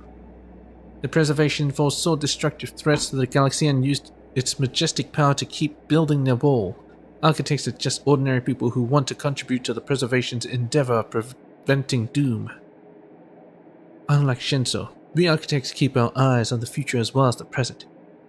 You should join us if you feel the same way. I can sense the preservation's power in you. Are you one of us already? I guess we're destined to meet.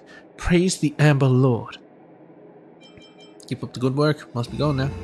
Alright, got other issues to discuss with them, and I won't give up. Oh, so she's part of the faction, Architects. Dozens are still left behind in several shipyards. Please send in Cloud Knights to help the evacuation. Over. Cloud Knights, please assist. Yes, sir.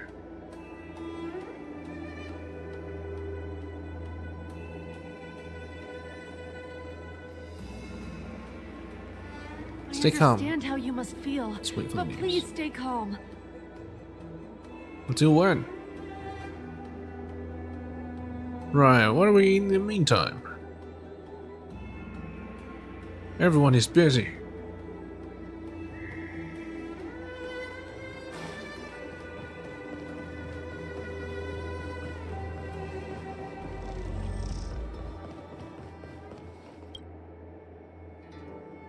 Management safe strategy for reporting scarce traffic. Check. Safety inspection guide. Check. The life satisfaction survey for the new Outworlder batch. Check. Documents are in order. Now to confirm the schedule for the meeting. There's still time. The relevant documentation for the Alchemy Commission's medicinal exports requires confirmation from the person in charge. Also, souvenir bag orders from the merchant guilds should have arrived. I'll send someone to pick them up later. What is it, young lady? You've been staring at me for a while. How may I help you? What are you busy with? I just thought you looked nice is all. I'm not a young lady. What do you mean I'm not a young lady? I just thought you looked nice is all. I'll accept your compliment then. You know, I am Madame Yukong's secretary, yes? Looking good is also part of my job as in the Skyfaring Commission. Are you serious? I was just kidding. Hold on, I remember you. An important guest of Shenso, General Jingyuan's appointed savior. From the perspective of an insignificant secretary, you're a major character. Oh, am I really that important? General Jingyuan's appointed savior. What are you up to, lavishing me with such praise? Yeah, what are you up to? What am I up to? Just to make you like me, of course.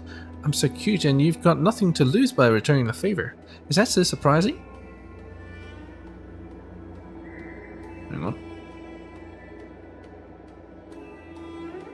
Be nice if you smiled a bit more, but you know, you're a sight for sore eyes. Ah, falling in love so quickly? I really must hand it to myself then. Alright. I got business to attend to. See that pile of work here? I still want to clock off work on time. It was fun teasing you, so here's a small gift for you. There's nothing else? I'm getting back to work.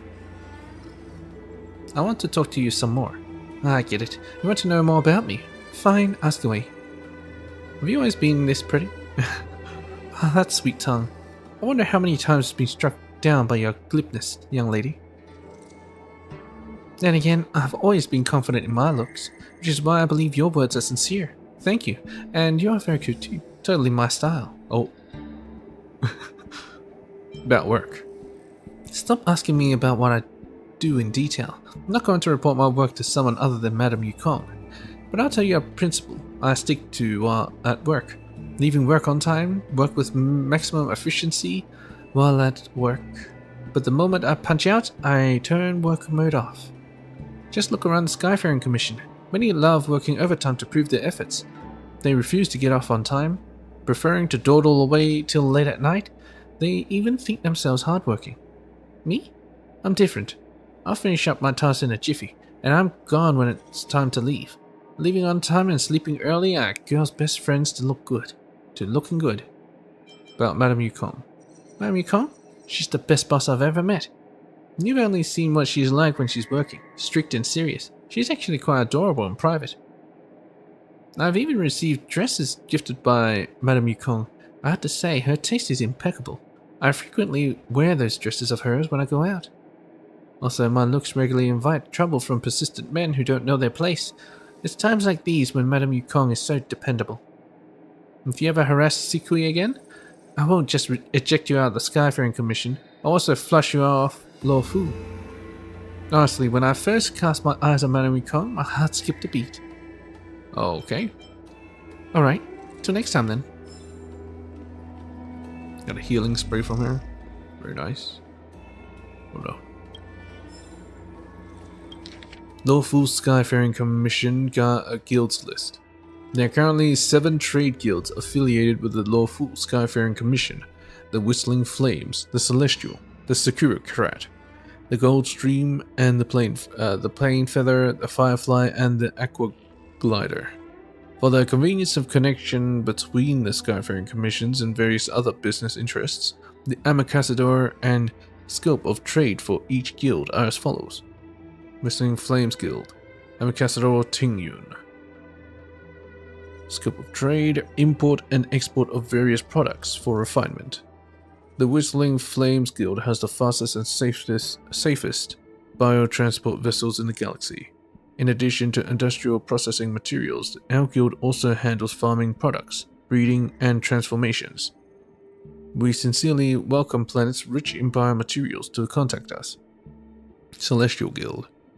Yangming. Import and export of various cultural productions, artworks, publications, and other cultural products.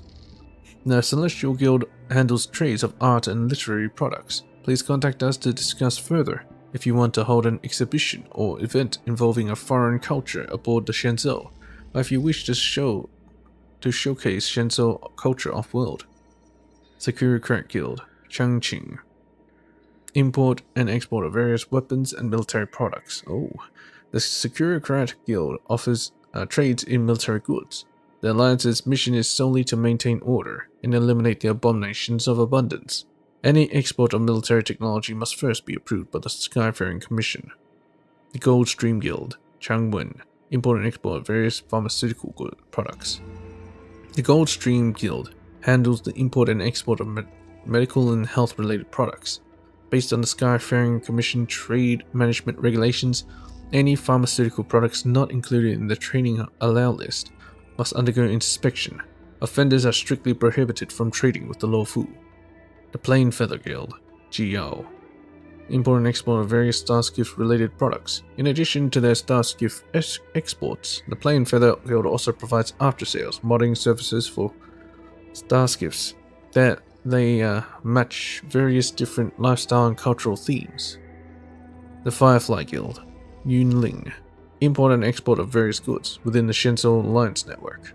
The Firefly Guild gathers specialties from all over the galaxy onto the Loufu, the Juming's porcelain, the Fanghu's marine products, and the Yuque's jade abakai, and various other specialties from other Shenzhou vessels. The Aquaglider Guild, Zhongchu, import and export of various secondary industry products such as agricultural byproducts, raw chemical and textile materials. The Aquaglider Guild undertakes trades for almost all industries and owns a huge fleet of spaceships. They are the largest of the 7 guilds aboard the Shenzhou Loufu. I see. Am I gonna remember? Probably not. But good to know. Any other books? Yep. Dang it. On travel presenting gifts. Scenario. After Glenn completed the trade applications for the Palace of Astrum and successfully signed the trade agreements, she wanted to express her gratitude to Han Meimei, who had always supported and helped her. She had brought some snacks with her from her homeland and wanted to give those to Han Meimei. Dialogue. Han Meimei. Congratulations! I heard that you've wrapped up the trade agreement. That's great news. I booked a private room at Spices Supreme to have a celebration together. Thank you, Han Meimei. I really don't know how I can thank you better. I got some snacks from my homeland here. Thank you so much. I'm going to go ahead and take these. This is but a small gift to communicate my vast appreciation. I hope it's enough. Thank you. You're too kind. Idiom. The small gift bears one's vast appreciation. Meaning, the gift may be small, but the thought weighs heavy. This saying indicates a gift should not be judged by its monetary value, but by the intent behind it. Usage. A small gift for one's vast appreciation is a humble euphemism that is usually spoken by the giver of the gift. These polite euphemisms do not have much actual value in Shenzhou's socialization etiquette, but their aim is to sound elegant and proper. Therefore, it may be harder for outwarders to understand how to use them.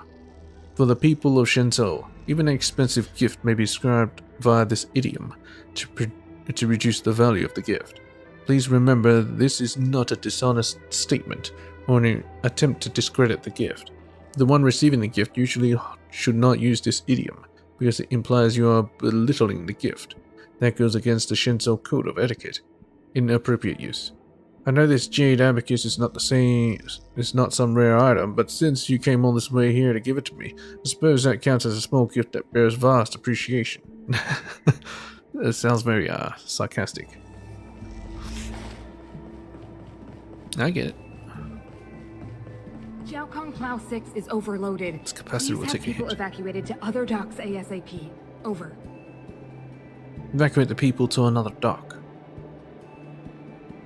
That's all we can do.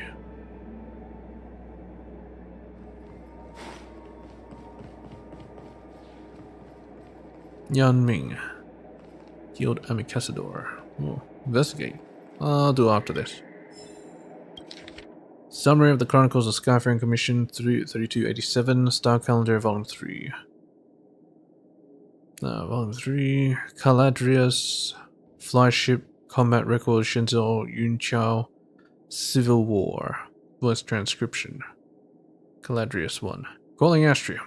The system space I'm located in is all clear with obvious stellar wind currents. No other celestial objects are within visual distance, except the red giant star.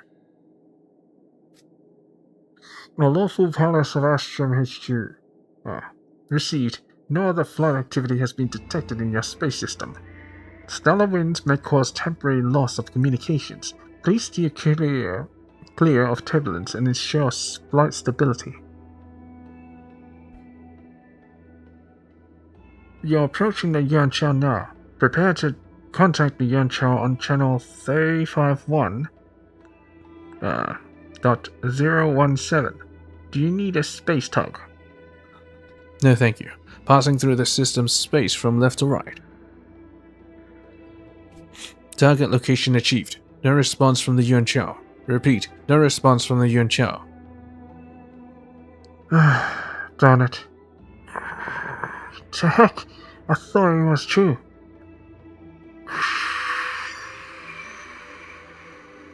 Calling Caladrius 1. Please report in about the Yuanqiao's damages.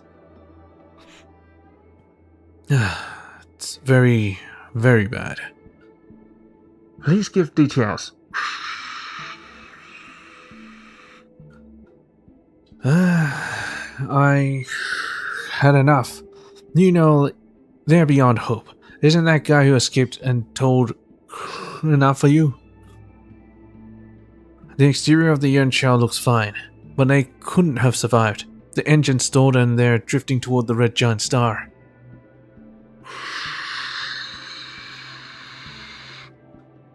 You could have saved them, just by establishing this line of communication. Half an hour is good enough. How on earth did things go into this? How did things get to these points? It's all because of the cursed abundance. Gee, what a blessing longevity turned out to be. It's all because of this wars and the power. Calling Astrum. The Yuan has disappeared from line of sight toward a position of 12 o'clock and into the red giant star. The Yuan is now confirmed as missing. Man, I should have put them both on the radio, kidding? Oh well. Yuan has been devoured by the red giant. I'll talk to you. Can't talk to you. Alright. Yan Ming, Guild Ambassador. Little one, what are you doing here? Is this something you're allowed to touch? Sorry. Who are you again? I didn't take anything though. Talking back. Even if you didn't take anything, touching isn't allowed. Moreover, these are Madame Yukong's things. Good thing no one saw. Hurry up and put it down. Kids these days, unruly. I'm Yan Ming, a Celestial Guild envoy attached to the Skyfaring Commission. You can consider me half a maritime trade officer. Previously, I followed the Merchant Guild. I was dispatched to the other star systems for about 150 years. If there's something you want to know, please feel free to ask me. And don't touch stuff without permission. Where's a Merchant Guild?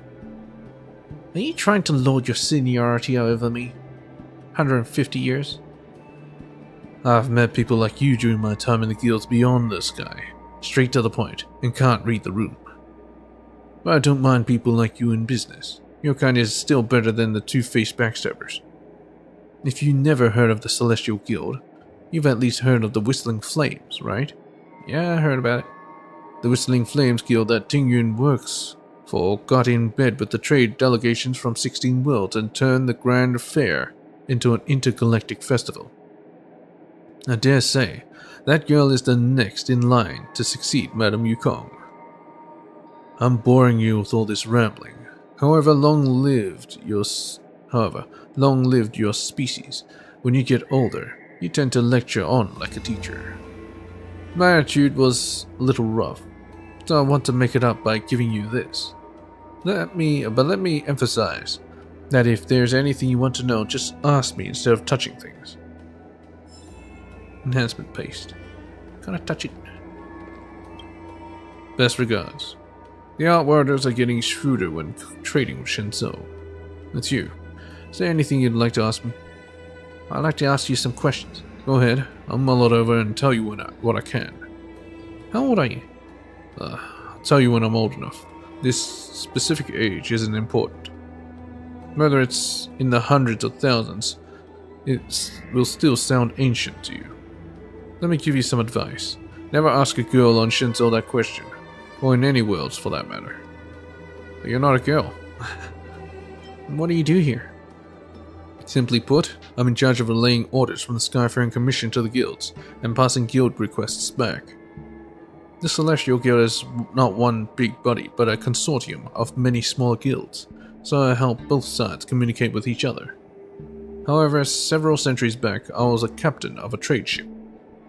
Centuries before that, I was a business professor in a lyceum. Never mind, they're just jobs. The more experienced you are, the more you'll realize that how serious you treat a job is how serious it treats you. About the guild. Ever since the calamities ended and the Loufu settled down, guilds have been Shenzhou's lifeblood. Some of them are government-backed, and some are purely civilian. Tingyun is the head representative of the Intergalactic Merchant Guild, Whistling Flames. She is witty and a great communicator. She was born to do business. Have you heard of the Grand Fair in Shenzhou? Tingyun turned that into an intergalactic festival.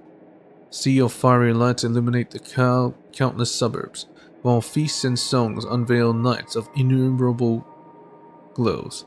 Nicely done. Pardon me for getting off tangent, but you probably realize how vital the guilds are now. Yes. About Madame Yukong. You could say that Madame Yukong is my boss.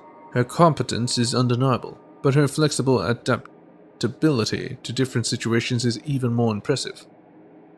Although she claimed to be lacking in trade acumen, I beg to differ, as she could often shut schemers and opportunists down without a word, and few can manage to play with her with words before her. To me, the end is the same, even when the approach is not. The negotiations go a lot smoother with Madame Yukong present. So I'll take my leave now. Sure, have a nice day. I just want to touch the thing. I got lectured. Now is this? To Phoenix.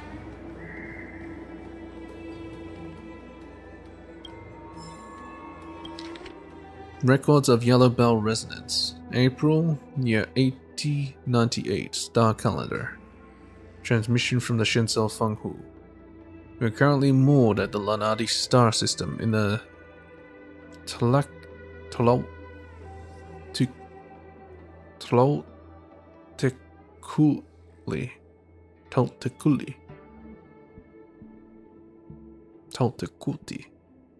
star cluster. This system has no terrestrial planets, except for the one with a rudimentary ecosystem. The Fenghu has determined this to be a hidden star system, with no ecosphere within several light years range, meaning it can easily evade attacks from the denizens of Abundance or the Legion. The Fenghu is expected to moor here for some time, for some 10 star calendar years, unless unforeseen circumstances transpire. Sikui's remarks. Ever since the Third Abundance War, the Fenghu has adopted self-preservation policies to recuperate. This is understandable, but that has almost cut off their regular communications and trade with the other Shenzhou ships. From a Loufu's standpoint, I don't think this is a very good thing. Hellmaster's remarks. The Fenghu's High Elder is responsible for the well-being of their people. They've already lost so much from the last of the wars, but as far as the Vidyadhara are concerned, any losses to populations are permanent. Let them take the rest they are deserved. Take the rest they are deserved. They can't afford to take any risks now. So these go by a different year system than preservation, which uses amber errors. May, year 8098. The Yaoqing's report. We have secured a resounding victory against Falamon's abominations. The Yaoqing's report. We have secured a resounding victory against Toster 8's abominations. So these are different planets.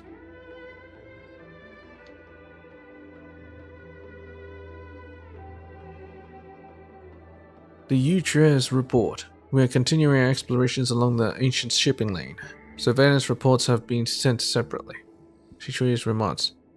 The Utrecht's surveillance report has been received and submitted to the Hellmaster. Well received. Good job. The Yaoqing's report. We secured a resounding victory against Sakin Shadu's abominations. Things looked sketchy at first until the corporation swooped in to support. Corporation? Send a message to the Yaoqing's Skyfaring Commission. Please take appropriate recuperation measures. Understood. Message transmitted. This Shuling's report. Business as usual here. I still have no idea where exactly the Shuling is right now. Same. It's normal. So these are the different ships on the Shenzhou The Yao Qing's report.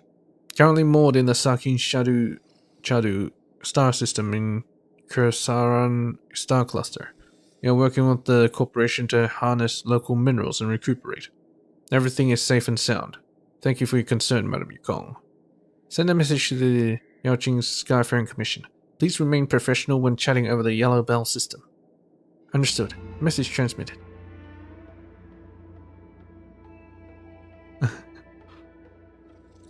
Please remain professional. So don't thank the Helmmaster.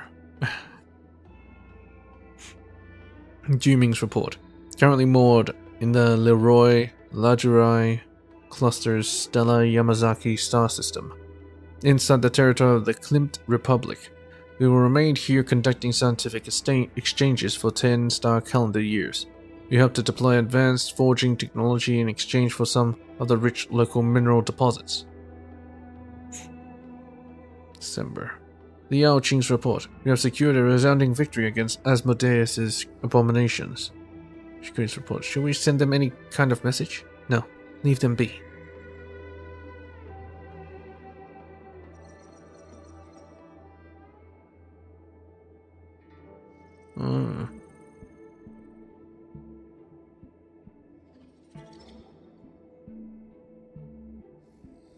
Yeah, she, whenever Yao Qing, over here in May and June, never sent them any message. It seems like, just leaving the Yao Qing be. It's obvious that, Yao Qing Sky Commission and, Loufu Sky Commission are acquainted. Madame Yukong and whoever is in the Yao Qing.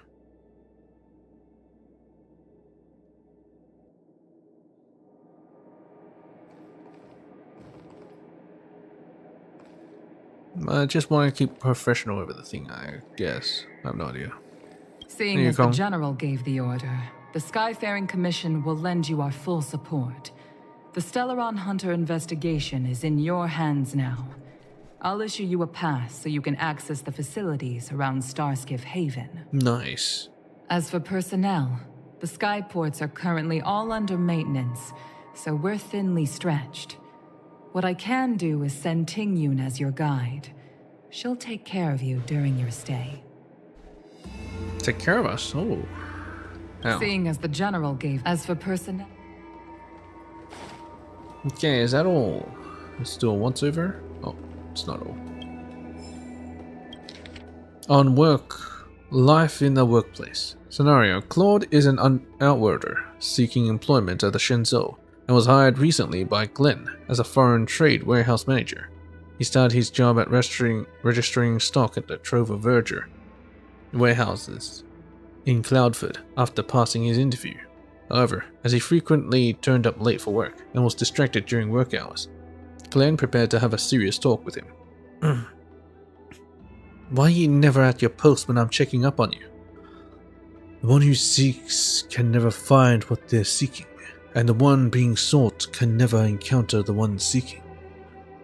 If you keep leaving your post, then I'll have to fire you. Yeah, sure. Deal. Your wish is my command. Idiom. Your wish is my command. Meaning, rather than showing respect using words, it is best to just obey the other person. Its original meaning is to accept the goodwill of others, instead of politely trying to decline for superficial humility. This is polite as a polite phrase when used after someone gives you something or shows you favor. The above scenario shows an extension of that use, indicating that we don't need to be polite to each other anymore. The idiom was originally a phase of humility that can only be applied to oneself in the Shenzhou culture. In contrast, there are phrases of respect that can only be used on other people. When living at Shenzhou, one needs to be able to identify the differences between phrases of humility and respect, and avoid situations where the two types of terms are mixed up and misused. Inappropriate use. There are 3,000 documents here. Please send them to me today after registering them all, and make it so my wish is your command.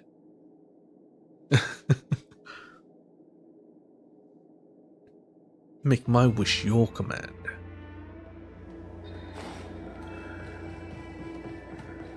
Doesn't sound very nice. I understand how you must feel, but please stay calm. Alright, should be good. I think we only scratched the surface of this General Jing Yuan. Do you think there's something strange about him? He seems suspicious. Thought he was on our side. Theoretically, yes, but something feels off. That's it. A minor detail, but curious. He avoided talking about Blade. Since the Cloud Knights have already captured a Stellaron hunter, why not use him to get to Kafka? Why rely on us? That makes sense.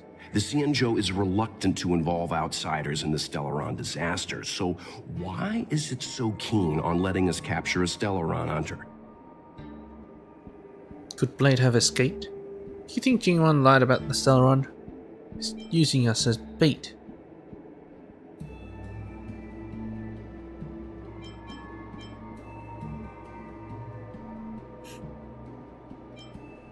Yes. The only sensible conclusion I can draw is that Blade had already escaped when Jing Yuan spoke to us, provided they even captured him in the first place. Therefore, given our connection to Kafka, we represent the only way of luring the Stellaron hunters in.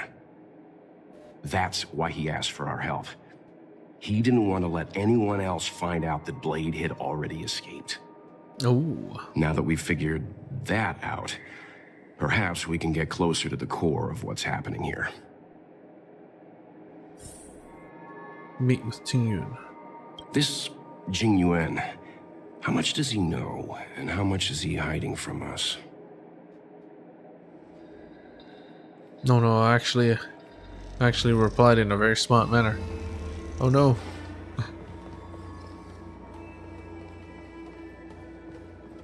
We've got a Xianzhou.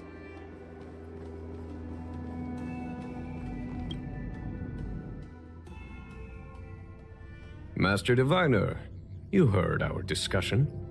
What do you make of it? Yanqing. What do I make of it? The Fushuan. way of heaven is apparent, but the heart of humanity is often deceptive. Are you asking me to divine their true intentions? That won't be necessary. The crew has nothing to do with the incident, of that I am almost certain. It isn't their intentions that trouble me. All I want is for them to lure out the one we're after. Wasn't that my idea, General? Indeed. Your counsel has always been a great help to me. You may use your discretion on the matters ahead of us. Why don't you retire early and I use my discretion full time? It is still too soon, unfortunately. If something goes wrong, you'll need a general to take the blame. How could I simply walk away and put you at such risk? If you'd brought me that blade earlier, none of this would have been necessary. Wait, what are you up to exactly? Jingyuan, did you let him escape on purpose? Me? I had no idea he might escape. Unlike you, my gaze never travels beyond the horizon. I take full responsibility. The Cloud Knights failed in their duty. Doesn't sound like I you can understand. understand. There's a lot to take care of on the Xianzhou. You were bound to miss something. Thank goodness I'm here. On that note, perhaps it's about time you finally nominate me as your successor when the 6 charioteers next convene. Yes. I have to go now. I'll leave this in your overwhelmingly capable hands, Fu Shen. There are 3 things in the world that I can't seem to rid myself of. The troubles of the Xianzhou, the papers on my desk, and the weeds in my garden. General, Diviner Fu wants the General's position for herself. Everyone knows that. She is very capable.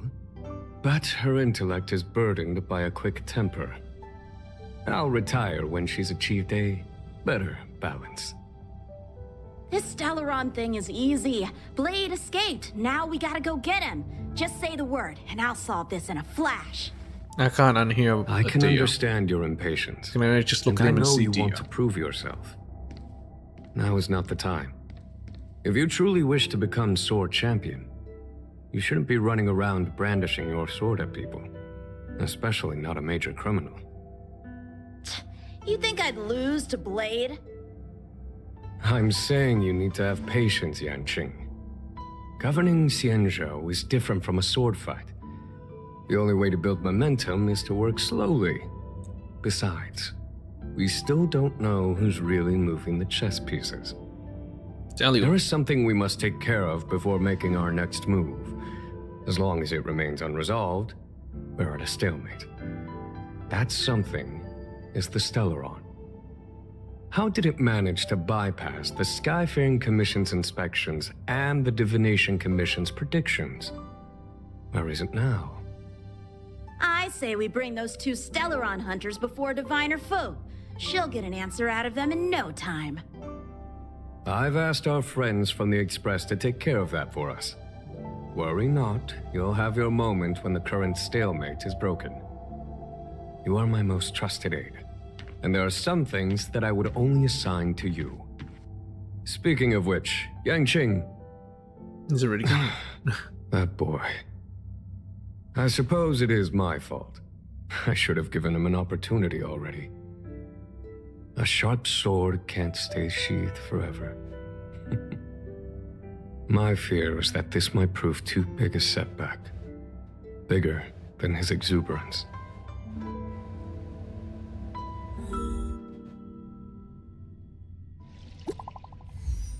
New message. How'd you get my number again? Seems like you will not take a bit longer to chat with Madame Yukong.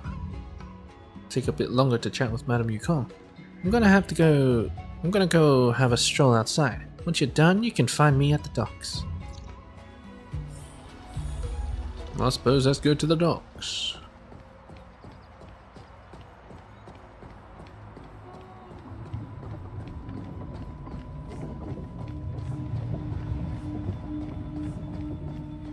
Ah, so these are one of the gates.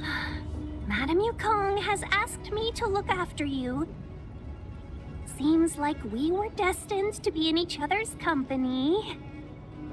The Skyfaring Commission has reserved rooms for you at the Petrichor Inn.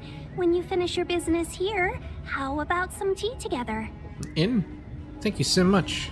You seem reluctant. A hotel? Again? Easy. I know this probably brings back bad memories. No, what's this? Ugh, I felt like I suddenly lost weight when we passed through. Same! Do you even have weight to lose? You're imagining things. Do you even have weight to lose? There was a gravitational shift. The same thing happens when we warp jump, only we feel heavier. You know, you're talking my language. But I like your explanation too, Mr. Yang. The Xianzhou possesses extremely advanced technology. If I'm not mistaken, we've been in an artificial ecosphere since we arrived at the skyport. Yes. The evidence is above us. Strange clouds. The planets look way too close to each other. Strange. I don't remember seeing a big planet near the Xianzhou when we were on the Express. You're right. Something with a mass as huge as a Xianzhou ship should keep clear of any planets on its course. Otherwise, it risks being caught up in the gravitational pull. The sky here is an artificial boundary. I imagine it was created to shield residents from the pitch dark of outer space and the negative emotions that it can generate. Fascinating. Skybox. I heard that residents of the Xianzhou have extremely long lifespans, which would require them to make great efforts to preserve their mental health. Meaning... Sure know a lot, Mr. Yang. You sure zone out a lot, Mr. Yang. Focus, Mr. Yang, we've got work to do.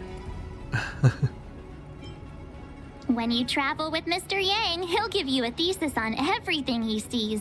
If you have the patience to let him go on and on. Right, okay. Let's get back to work.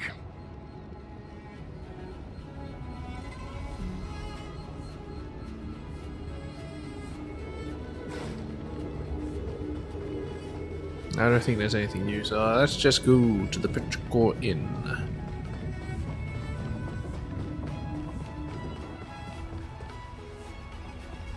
Folks, if you of the storm, come to Petrichor Inn. Well, here we are. I feel sleepy already. The sun hasn't gone down yet. Ready for a nap. That's not like you, March.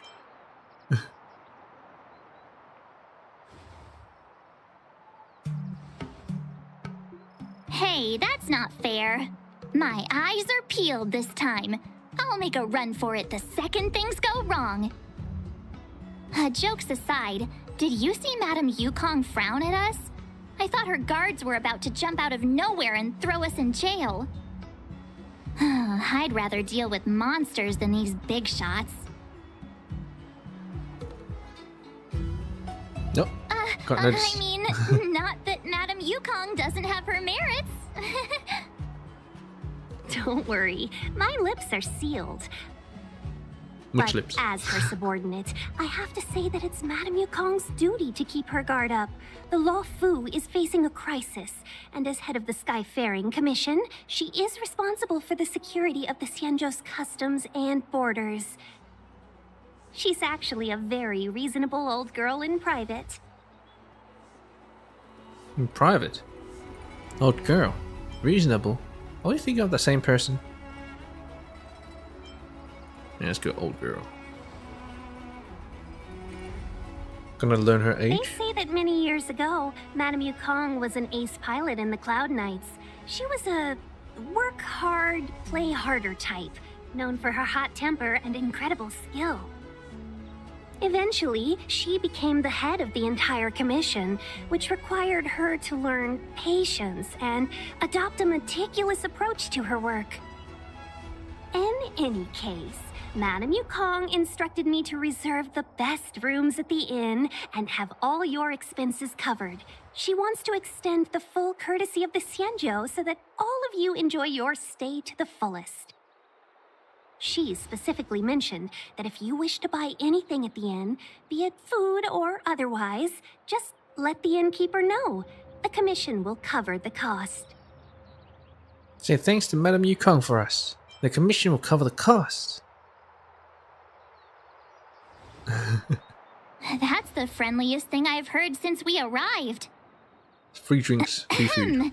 Seeing as our hosts are so thoughtful, I guess we should help ourselves. Right, Mr. Yang?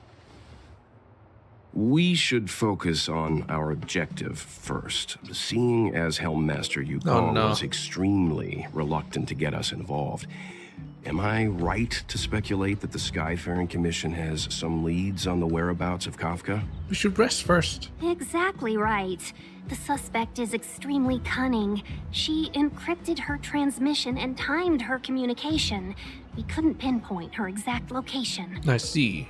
It's But just a as cunning recorded as she message. is, the Divination Commission has managed to find something. Here are the coordinates. It's up to you how to proceed. Our destinations may differ, but the orbits of the stars will eventually converge. See you later. Yes. Is there anything special about what she said? Coordinates converge. Heard something in the background. Coordinates converge? Don't let her words distract you. That's the sound of a device. Which means what exactly? This is a starship. There are all kinds of devices making weird noises. Miss March, to the untrained ear, these noises may sound the same, but for the craftsmen of the Artisanship Commission, every machine has a different pitch and melody. What? The General sent Talking for harmony here. craftsmen, and they concluded that the sound came from the shipyard facilities in Stargazer Navalia. Now, get some rest and prepare yourselves for the operation ahead. I look forward to seeing you in action. Folks, if you're looking for a place to wait out the storm, come to Petrichor Inn. How can I help? There's something I want to say. Oh, let's hear it. Was it raining when Kafka's transmission was intercepted? Kafka was holding an umbrella in her transmission. How perceptive. Our wind, clouds, rain, and fog are all artificial. The Realm Keeping Commission's weather pavilion manages the environmental conditions here. If Kafka was holding an umbrella, that means she was in an area with artificial rainfall during the transmission. Still, that doesn't help us much. The ship is huge, with changing conditions across various delves. I'm sure there were showers across many of them at the time. Any chance Kafka is still at the Stargazer Navalia? Impossible to say. It used to be that the Divination Commission could track the access history of all the delves. But with the arrival of the Stellaron, things have become messy. Some delves even had their entrance marked as the exit. If I were one of the Stellaron hunters, I'd be very happy to capitalize on all the chaos. It'd be harder to escape, but easier to blend in. Alright, never mind. How can I help? Okay, that's it. Can we go in? Can we? I see the advertisement.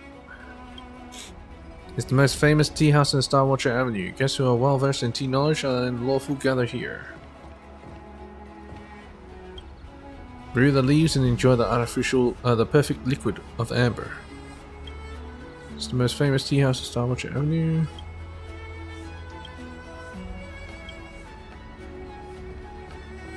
I mean, a good tea is good. Humble abode welcomes you.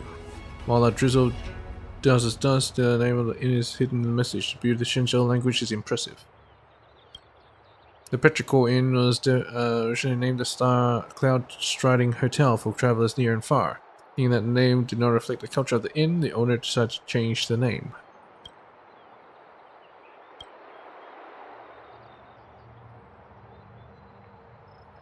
Drizzle douses dust. With a drizzle douses dust. Oh, there's a chest down there. Oh, I see. Folks, if you're looking for a place to wait out the storm, let's take advantage of the rest. It won't be easy to track down Kafka the Stellaron hunter. Oh, let's let the Express know how we're doing. More importantly, let's see how Don Hung's doing. Ask him what he's up to. Then tell him we're having loads of fun. Yeah, make him jealous. Text Don Hung. Hey, you guys doing alright? Much not doing missions for the... You okay?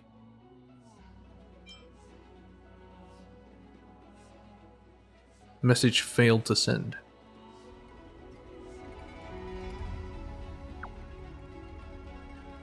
Failed to send.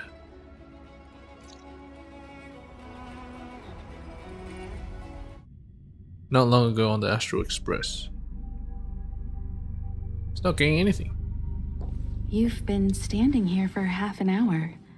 It's rare to see you like this. Are you worried about those two? Welt is with them. They should be fine. Himiko, did you keep a copy of the Stellaron Hunter's transmission? Can I have a look? Sure.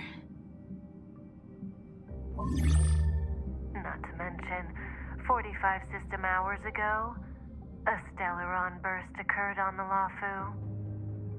An unexpected calamity, don't you think?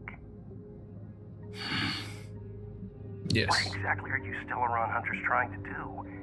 The Xianzhou Alliance aren't us. They won't give you time to explain. Once you draw the attention of the hunt, you become their prey. The Alliance will hunt you to the end of the universe. Stop speaking in riddles, Kafka. Say what you have to say. It's simple. That Stellaron has nothing to do with us, but the Xianzhou is convinced that we're responsible. This pre-recorded. Stop!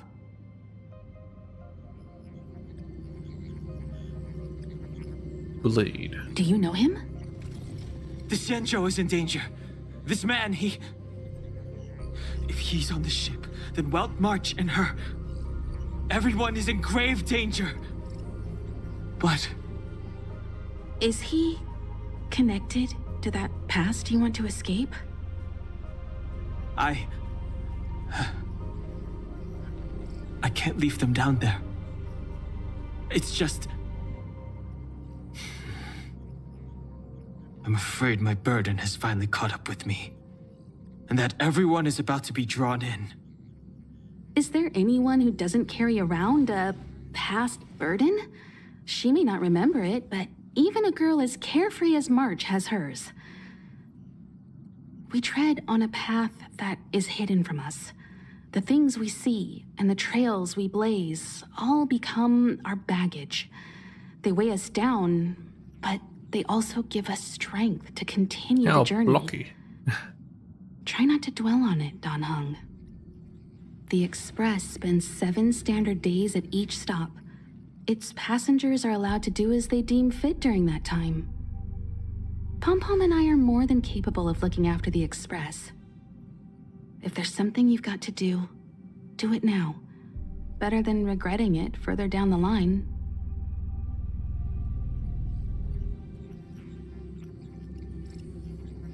And you'll come back and travel with us once this is all over, right?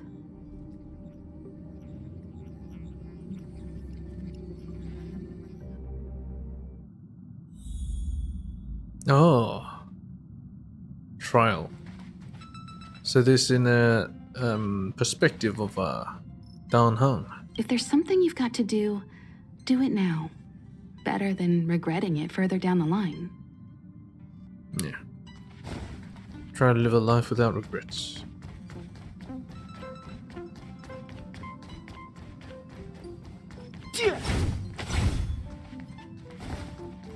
Hey, Pom-Pom. You want to disembark, Dan Heng? Changed your mind? Regular Dan Heng fashion. Pom-Pom understands. Not everything needs to be put into words. Best of luck. Make sure you return before the Express departs. And bring Pom-Pom back some local specialties? Something else you need? I can bring him back on Maharashtra. How about that?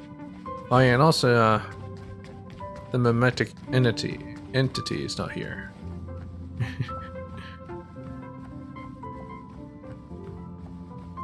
Don't know if it's because this plant has a huge hitbox or whatever. Yes, plant has a huge obstacle collision around it. Cascade, March, where are you? Astro Express family.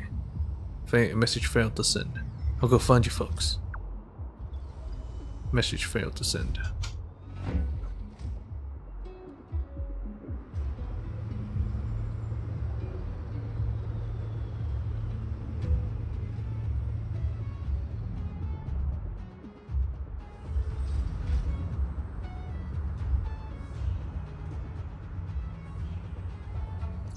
Can't send the message out.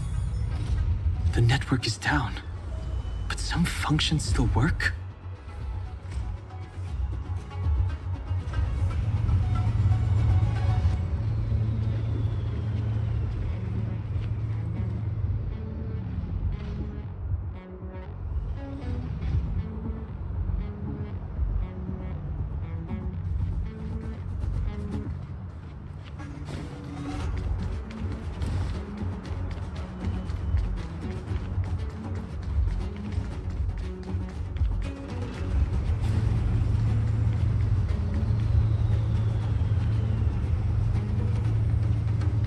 Virtually nothing has changed since I left.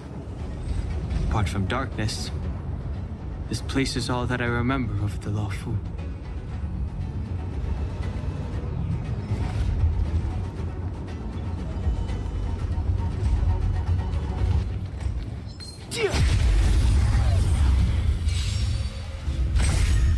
I don't think it's a good idea to actually attack the tower.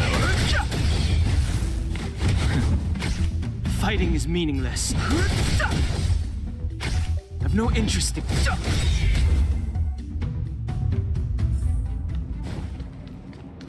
Wait a minute, I don't get anything. Virtually nothing has changed since I left. Apart from darkness, this place is all that I remember of the Loufu. Investigate. Shattered Cloud Knight armor. A conflict with the Cloud Knights? Not likely. Mr. Yang wouldn't let that happen. There's no point fighting with anything. Oh. Susheng. Luocha. Stay where you are. I can handle this. Emergencies should be dealt with by professionals. Professionals? Is she a Cloud Knight?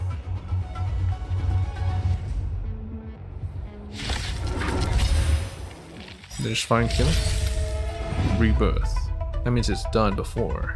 The truth of life and death. The sanctuary is but a vision. Break!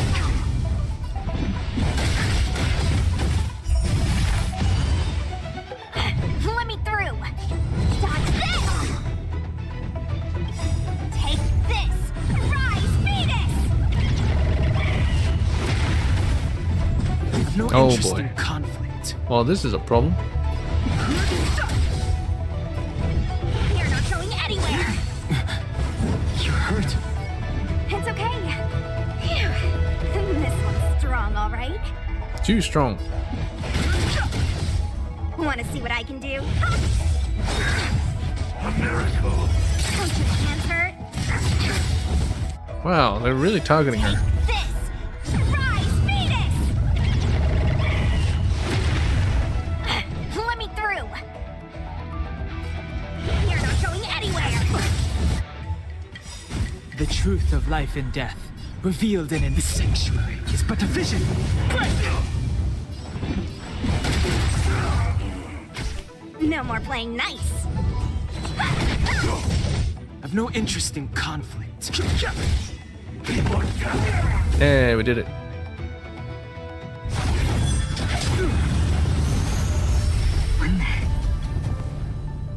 With you two risking your lives for me, could I really stay where I am? We're fighting him now? Move carefully. Oh. We're fighting another dude. How many people want to The truth of life and death. The sanctuary is but a vision. Break! Wait, why is there chains around a story?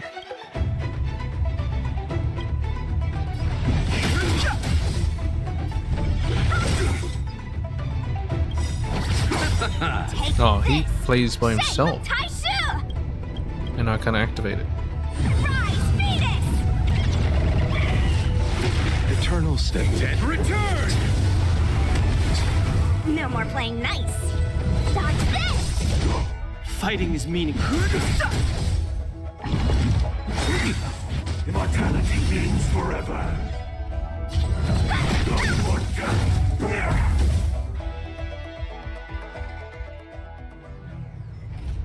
Are you two okay?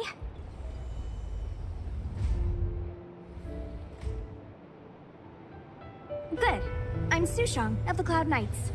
I was just transferred here from the Yaoqing. Yao Qing. I did tell you to let me handle it. I don't have eyes in the back of my head. What if I accidentally hit you?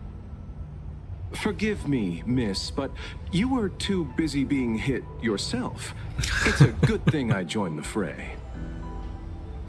I was protecting you more like. It's a Cloud Knight's job to protect others. Yeah, she is a Cloud This Knight. area is under martial law. I'm escorting all civilians to safety. Follow me. That was some impressive Cloud Knight spearmanship. Which unit are you from? Cloud Knight spearmanship. Shake head. I'm not a Cloud Knight. Regular Dan Heng form. Silent protag. Huh. Okay, you're a civilian then. Come with me. Miss Sushang, what exactly has transpired here? In all my trade visits, I've never seen Starskiff Haven in such a state. I can't comment on that. I was just ordered to rescue the civilians. Actually, I have no idea either. Anyway, you two just need to come with me. Hey, you're pretty quiet. What's your name? I've got forms to fill out. Can't put your name down as blank. My name is Dan Heng. No, he actually I'm a traveler. I'm on my way to meet up with my friends. I appreciate the help, but I can leave the port on my own. No can do, mister. It's way too late. You won't find anyone at Starskiff Haven. If your friends made it out, then they'll already be in the safe zone. No need to worry. You'll see them when we get there. Aren't you going to take my name too, miss? You already said it when we were busy fighting. Something. Lo Cha! Is that right? I remember it. Let's go. Stay close, you two. Cloud Knight Sushang will guarantee your safety.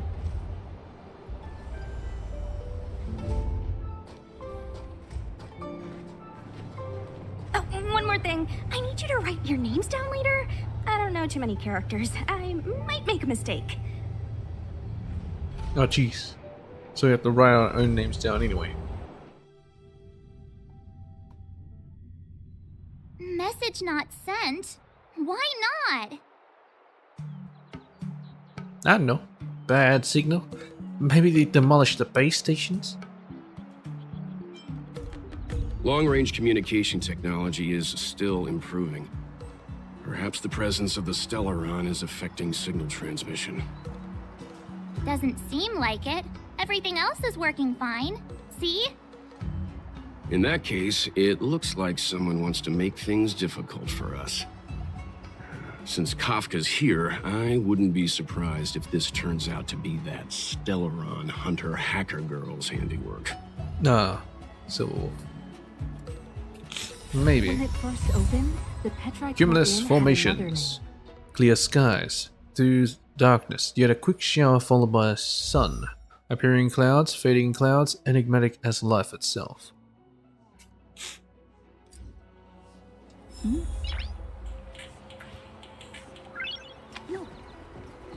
Well, we still have a bit more time, so let's talk to Tingyun. Oh, you've arrived.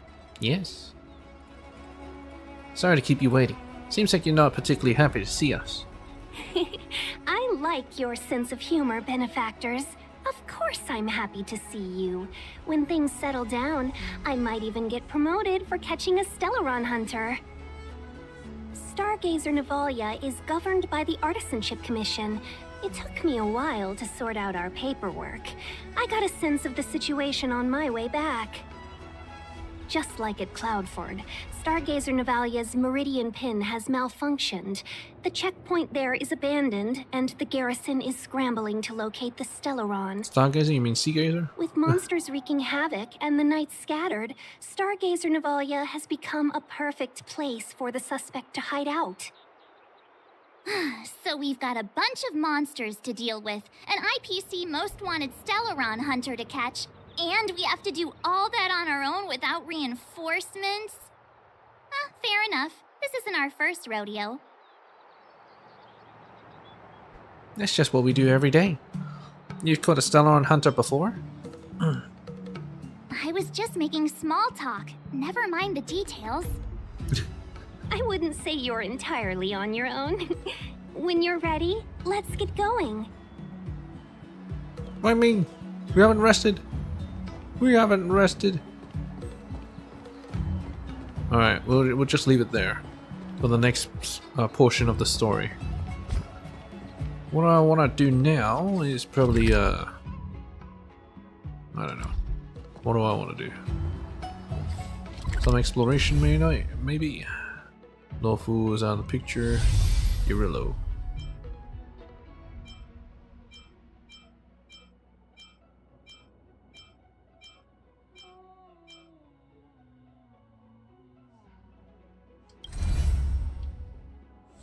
Oh yeah, the space station. There was that plant. Let's see. Right here. No, it's not actually here, but you know.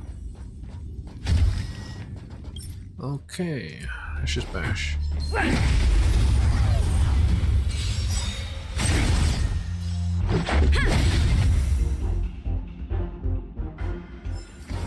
Reach the end of the story in your own way.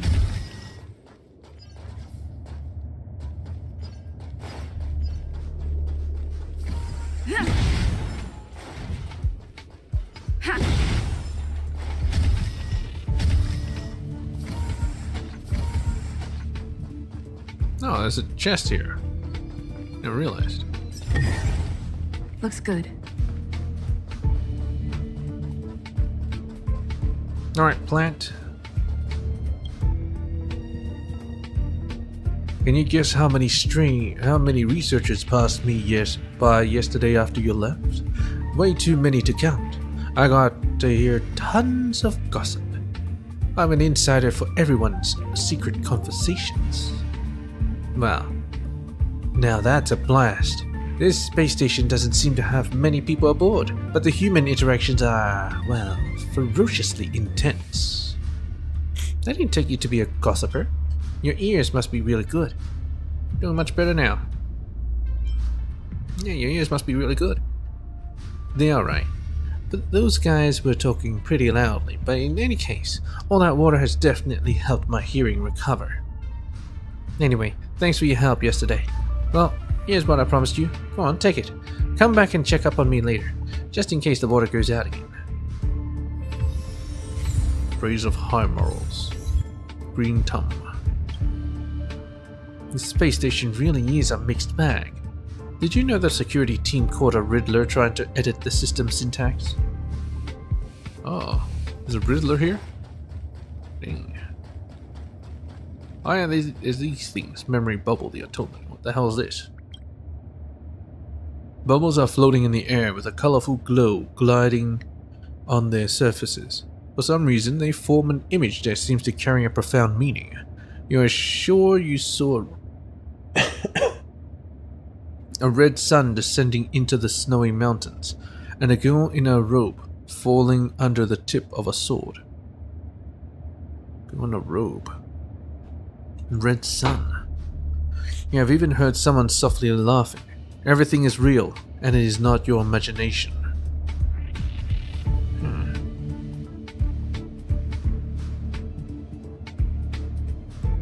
You extend your arm, and your fingertip stops extremely close to the bubble. Nothing happens. Perhaps you should ask for more info from someone who knows what it is. What, Welt? Usually she'll text Welt, but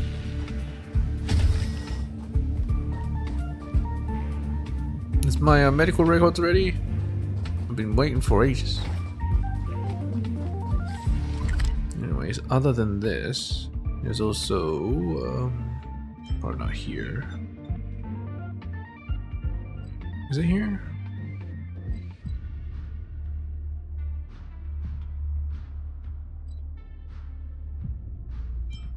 Maybe it's in the supply zone? Yeah, I think it's here. The meeting.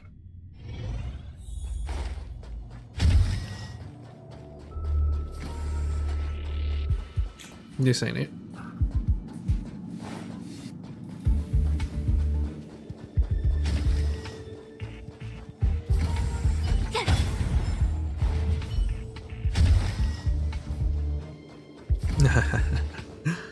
The meeting I arranged is finally here. The people in the conference room are so noisy that you can't even hear what anyone's saying.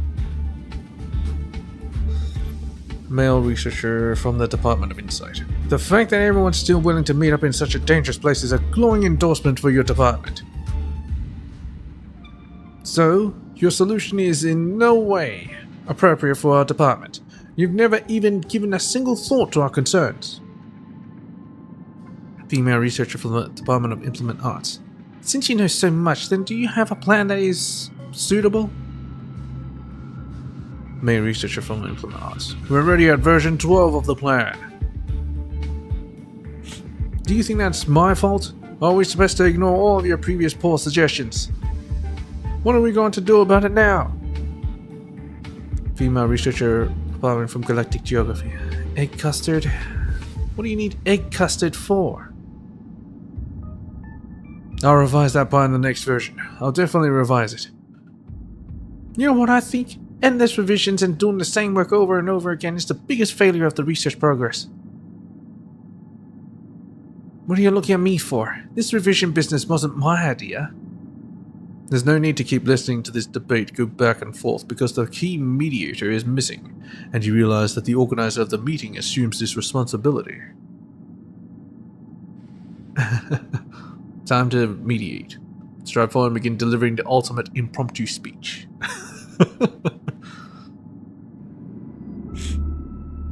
I think the version 1 is quite satisfactory. You all can see very well for yourselves whether it meets all the current requirements. The argument abates and the correct answer is within grasp, but everyone seems to ignore it. It is precisely by grasping this blind spot that you're able to successfully crack it. The conference room draws quiet, and everyone present is roundly saved by version 1. You also get to experience the pleasure of helping others. Can you tell me what version 1 was about? From different departments doing something. I'm not even sure what they were doing. Anyway, let's check this. Feast on the buffet. Bubbles are flowing in the air, a colorful glow glowing on the surface. For some reason they form an image that seems to carry a profound meaning. They're sure you saw a red sun descending into the snow. Well, same thing.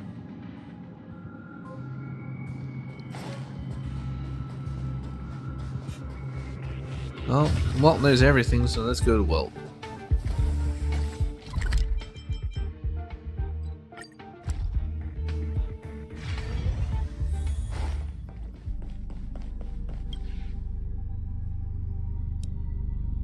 There's something I want to ask. About the galaxy? The history of the galaxy. Many gaps in the history of the galaxy, which extend far beyond the limits of human cognition. Moreover, the Aeon Enigmata is going around destroying precious historical records everywhere. Then there was a huge gap in records between the day of birth of the universe and when Aeons appeared. During that time, strange existence known as Leviathans roamed. The Ouroboros. However, Leviathans disappeared when the Aeons were born. Legend has Ouroboros the Veracity is the last remaining Leviathan. No one knows if that's true. This ancient Aeon Gilboth gave birth to the Interastral Peace Corporation. From then on, we have the modern history of the galaxy. But before then, the records are incomplete. Oh, maybe Herta.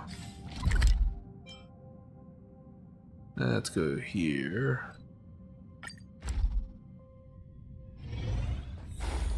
Hey, Herta. Something the matter?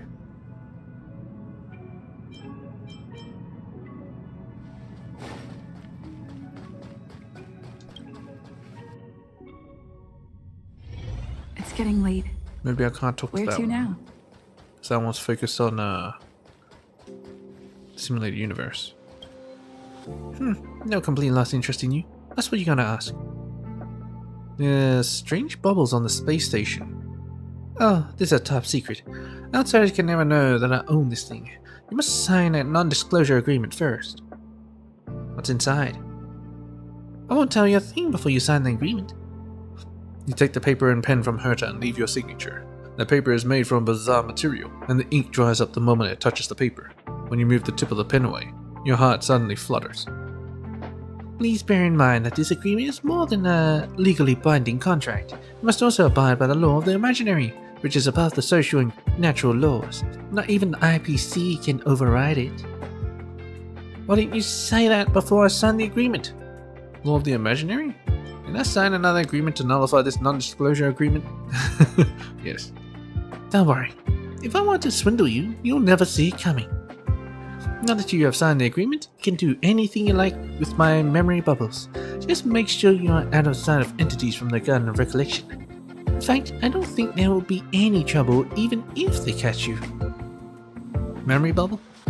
The Garden of Recollection has ways to steal the memories of others. To preserve memories, they create a sentiation membrane to keep the memories wrapped up in it like a bubble, making it easy to carry memories around. They have an even more advanced technology called light cones. With that, they can capture more than just memories. It's a shame I can never master the light cone technology without the blessing of the Aeon fully. Garden of Recollection is a faction that worships the Aeon fully. In their opinion, the world is defined by everyone's perception, and memories are the proof of the world's existence. They are willing to forego their physical bodies for that purpose. If you ask me, the Garden of Recollection, the Architects, the Family, and the Antimatter Legion are all idiots. They obsessively worship the Aeons. Who are the Memory Keepers? They are members of the Garden of Recollection who travel between worlds to collect precious memories. You'll run into them sooner or later. I bet the memory of a Galaxy Express passenger is highly sought after by them. You get lucky if you meet civilized memory keepers, since they might use amazing memory to exchange with yours. However, watch out for the memory snatchers, the radicals in the Garden of Recollection. They won't give you a heads up before stealing your memory. Can I touch the bubble now? Sure, just touch it with your forehead. Remember to close your eyes, or your head will start spinning.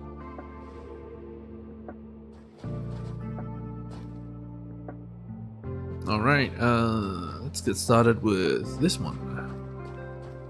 Memory Bubble Leisure Times. I was playing as thingy. Moment each seems to carry a profound meaning. As you approach them, a female voice that sounds similar to Herta's murmurs, but not endlessly. Free time. Touch the memory bubble. You approach your memory bubble and experience a chilly sensation that gently pierces your skin, through your skin, flesh and bones, and then goes deeper. Your eyes are bleary from sleep. The composite material of the bedroom's curtains effectively blocks out 99% of light. Were it not for your psychic tentacles, wait, what? You'll be hard-pressed to discern the structure of the space surrounding you with your eyes alone, even though you've been living here since 50 years ago. It seems like the weather outside is quite gloomy. Thick, dark clouds hang low in the sky as they gather and roil. The temperature is low, and you realize it's already autumn. The kind of weather is perfect for sleeping. No wonder you slept so well. You leave your warm blankets and pull open the curtains, greeted by a landscape that matches what you've sensed. Looks like you are not old yet. You turn toward the aged TV and direct a psychic energy beam toward it. The TV lights up in response. The midday weather forecast is on. Am I a beholder? Starting at noon, the Divaron female on the TV has a sweet voice. Forecasts show that the heavy metal snowfall will continue throughout most of the Comte metropolitan area. Residents are advised to avoid outdoor activities as much as possible. Divaron, that's another species. Another humanoid species, I believe. Just yesterday, you learned at school that the surface temperature of the planet Comte is extremely high. Heavy metal compounds undergo evaporation due to the high temperatures, which cause them to rise to the troposphere. They then condensate and combine with the inorganic acids in the atmosphere, after which they return to the surface in the form of precipitation. After quietly reviewing this bit of newfound knowledge in your mind, you smile with satisfaction. Intelligent life forms always enjoy taking pride in knowing obscure trivia that others don't. The corners of your mouth rise up as you turn to go to the kitchen. You make yourself a cup of cocoa, the drink of choice for this kind of weather. What could possibly be better than enjoying hot cocoa while snuggled up in a nice thick blanket and streaming a drama you enjoy as heavy metal snows down? That's exactly what you'll do, you say to yourself. The brown liquid in your mug is piping hot. Your psychic tentacles lazily flop down on your head. A sweet flavor and comfy warmth flood your body as the cocoa enters your stomach. You feel relaxed and direct a psychic energy beam toward your desktop computer. All these shows look pretty good. LeBlanc, the Meteor Thief, Breaking Good. Freaking good. Dr. Flat.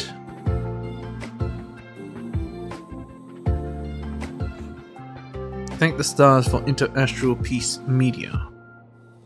You curl up on an adaptive chair and cover yourself with a fleecy blanket. There's a nice warm cup of hot cocoa in your hands. Your free time has truly begun. Outside the window, snowflakes gently fall from the sky.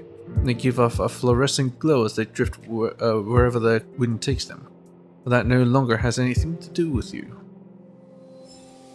Oh, well, that's nice. Chris? Hello, Chris. People who buy that think smart water raises their IQ. Speaking of this thing, is it really as miraculous as they say in the ad? Forget about it. Looks like it's just gonna fool the foolish. But I know this brand. They started out in medicine before making it big. Who cares what brand it is? The bigger brands are the ones more likely to engage in this stupid hipster stuff. What, Capocolli? The orthodox Capocolli is Capocolli. The advertising bot lazily declares. You're confused by the differences between the two. Capocolli.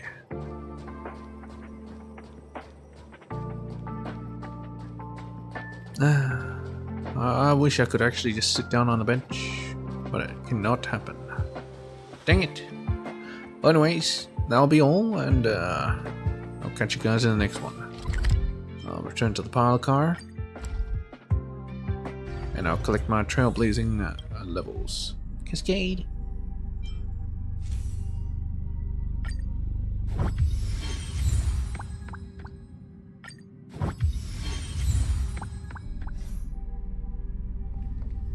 And I'll do Pom Pom's quest next time. Good dang it. And then I'll also review all the bubbles in the space station next time. Alright. So yeah. I believe in the next stream I will... What do you call it? I will catch Kafka. And do all the things I just mentioned. Alright, Peach. Achievements, huh? What's this? My profile? What about it? Alright. People use my card.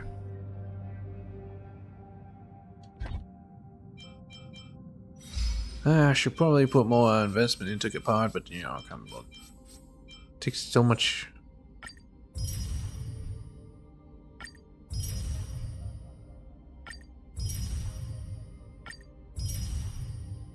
Resources.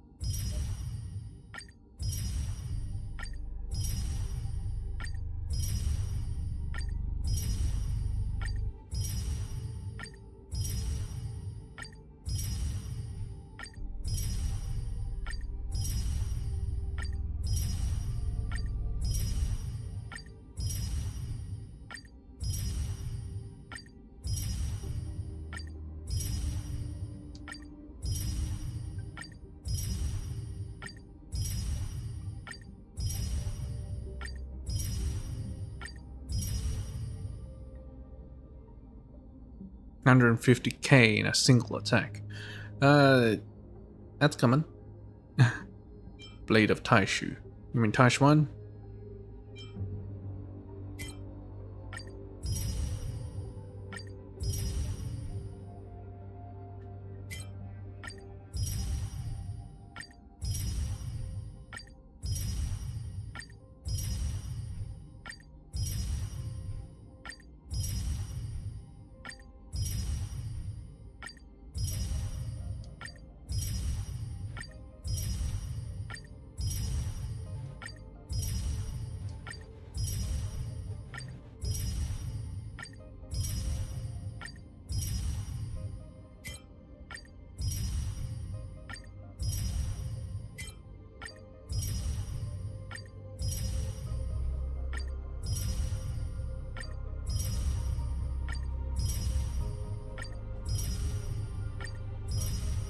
I wonder if these achievements at the top are related to the paths. It doesn't seem like it.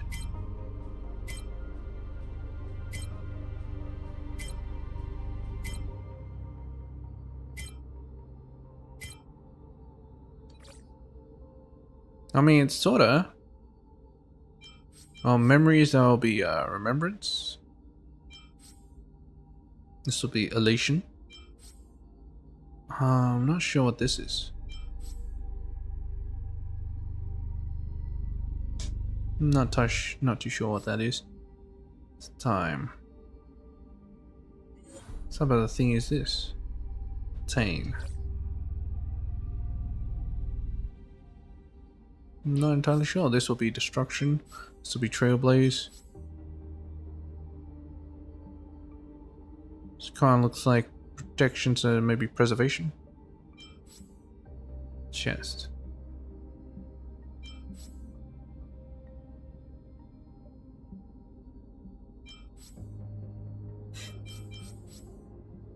Yeah, there's beauty, veracity, and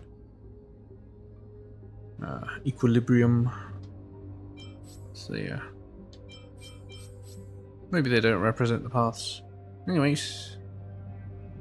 Peach, I guess.